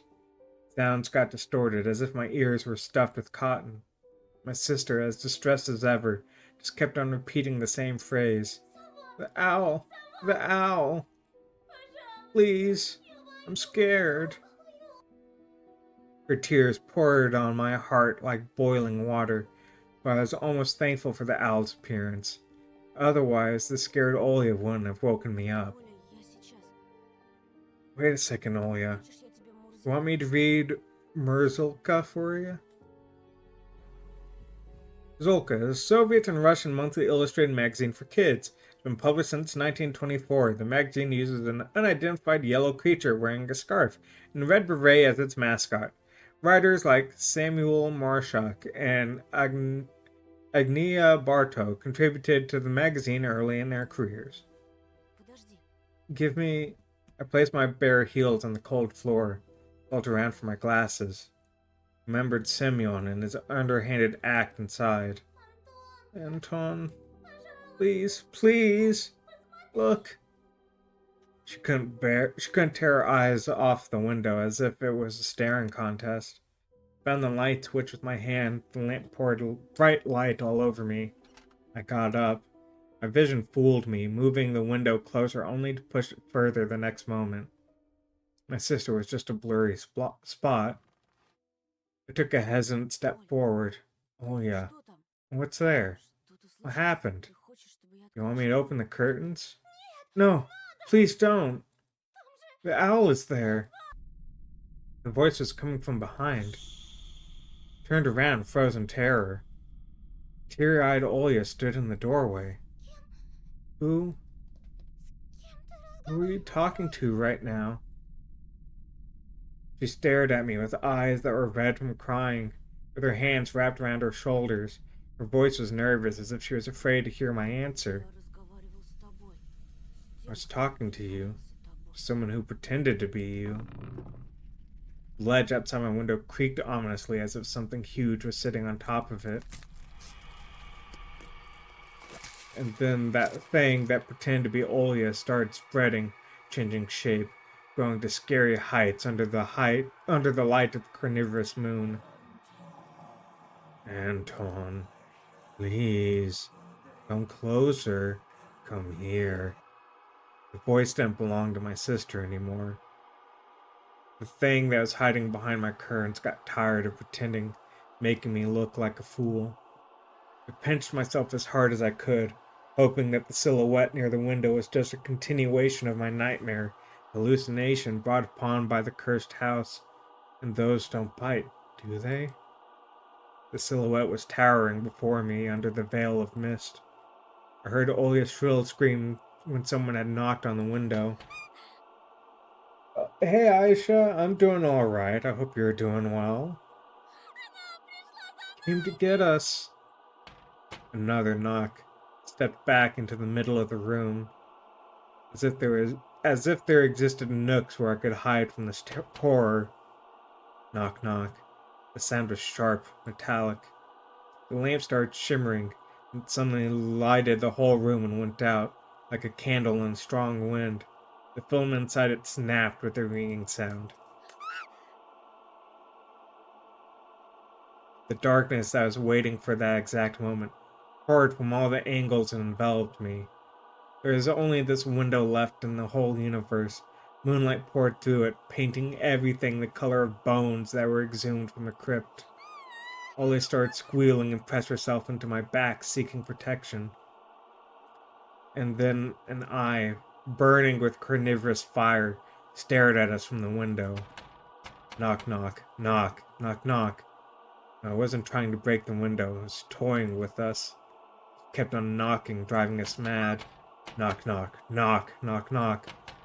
As if a giant clock was measuring the time left for us, its pendulum swinging above the abyss. Go away! Get out! Shoo! She was screaming in desperation, her hands clutching my arm like a pair of pincers. Anton, Anton, come closer.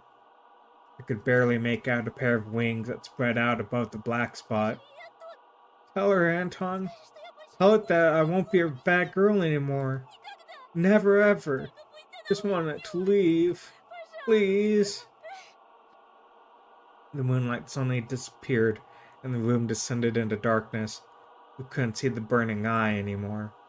I swallowed the stinging lump that was stuck in my throat.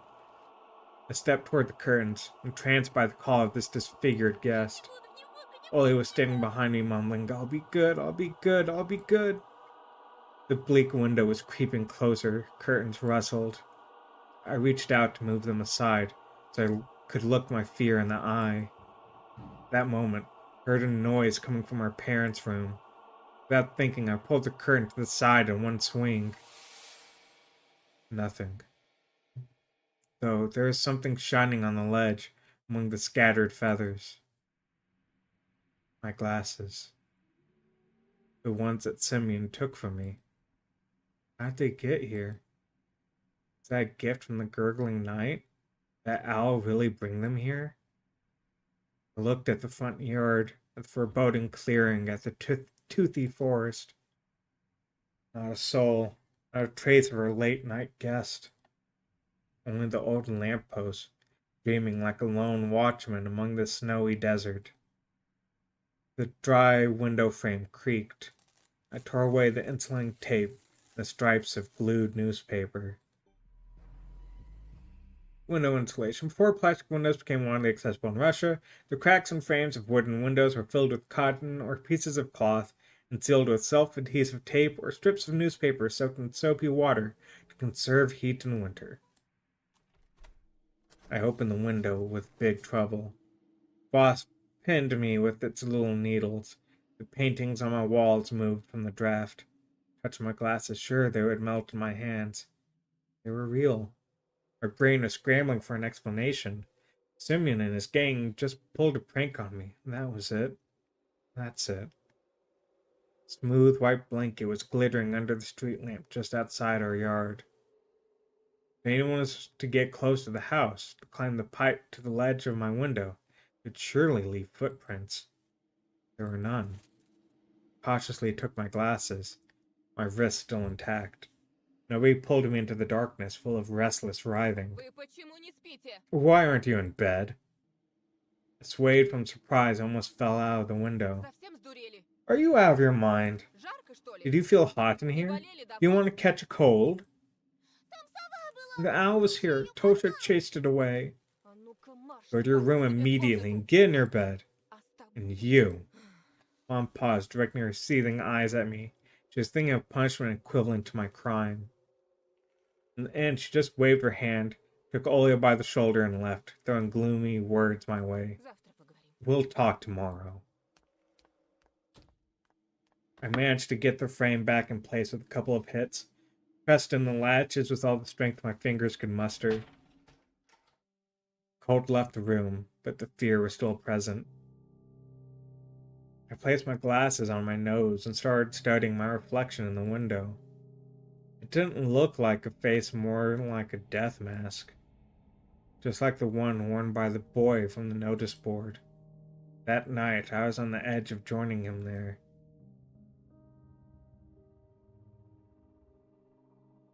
A black and white face was staring at me through the clearing between student heads. Semyon Baburin, 13 years old, grade 6, B. He left for school in the morning of January 16th and never returned. Features: 155 to 160 centimeters tall. Chubby, ginger hair with gray eyes. Was wearing a dark brown sheepskin coat, a beige scarf, a black mink hat, and Alaska boots. Please call these numbers if you have any information on Simeon's whereabouts. It wasn't Volva. Face was right beside it. I recognized the fat cheeks, the damaged skin. Simeon. Baburin's photo was printed out and placed under the glass like an exhibition piece.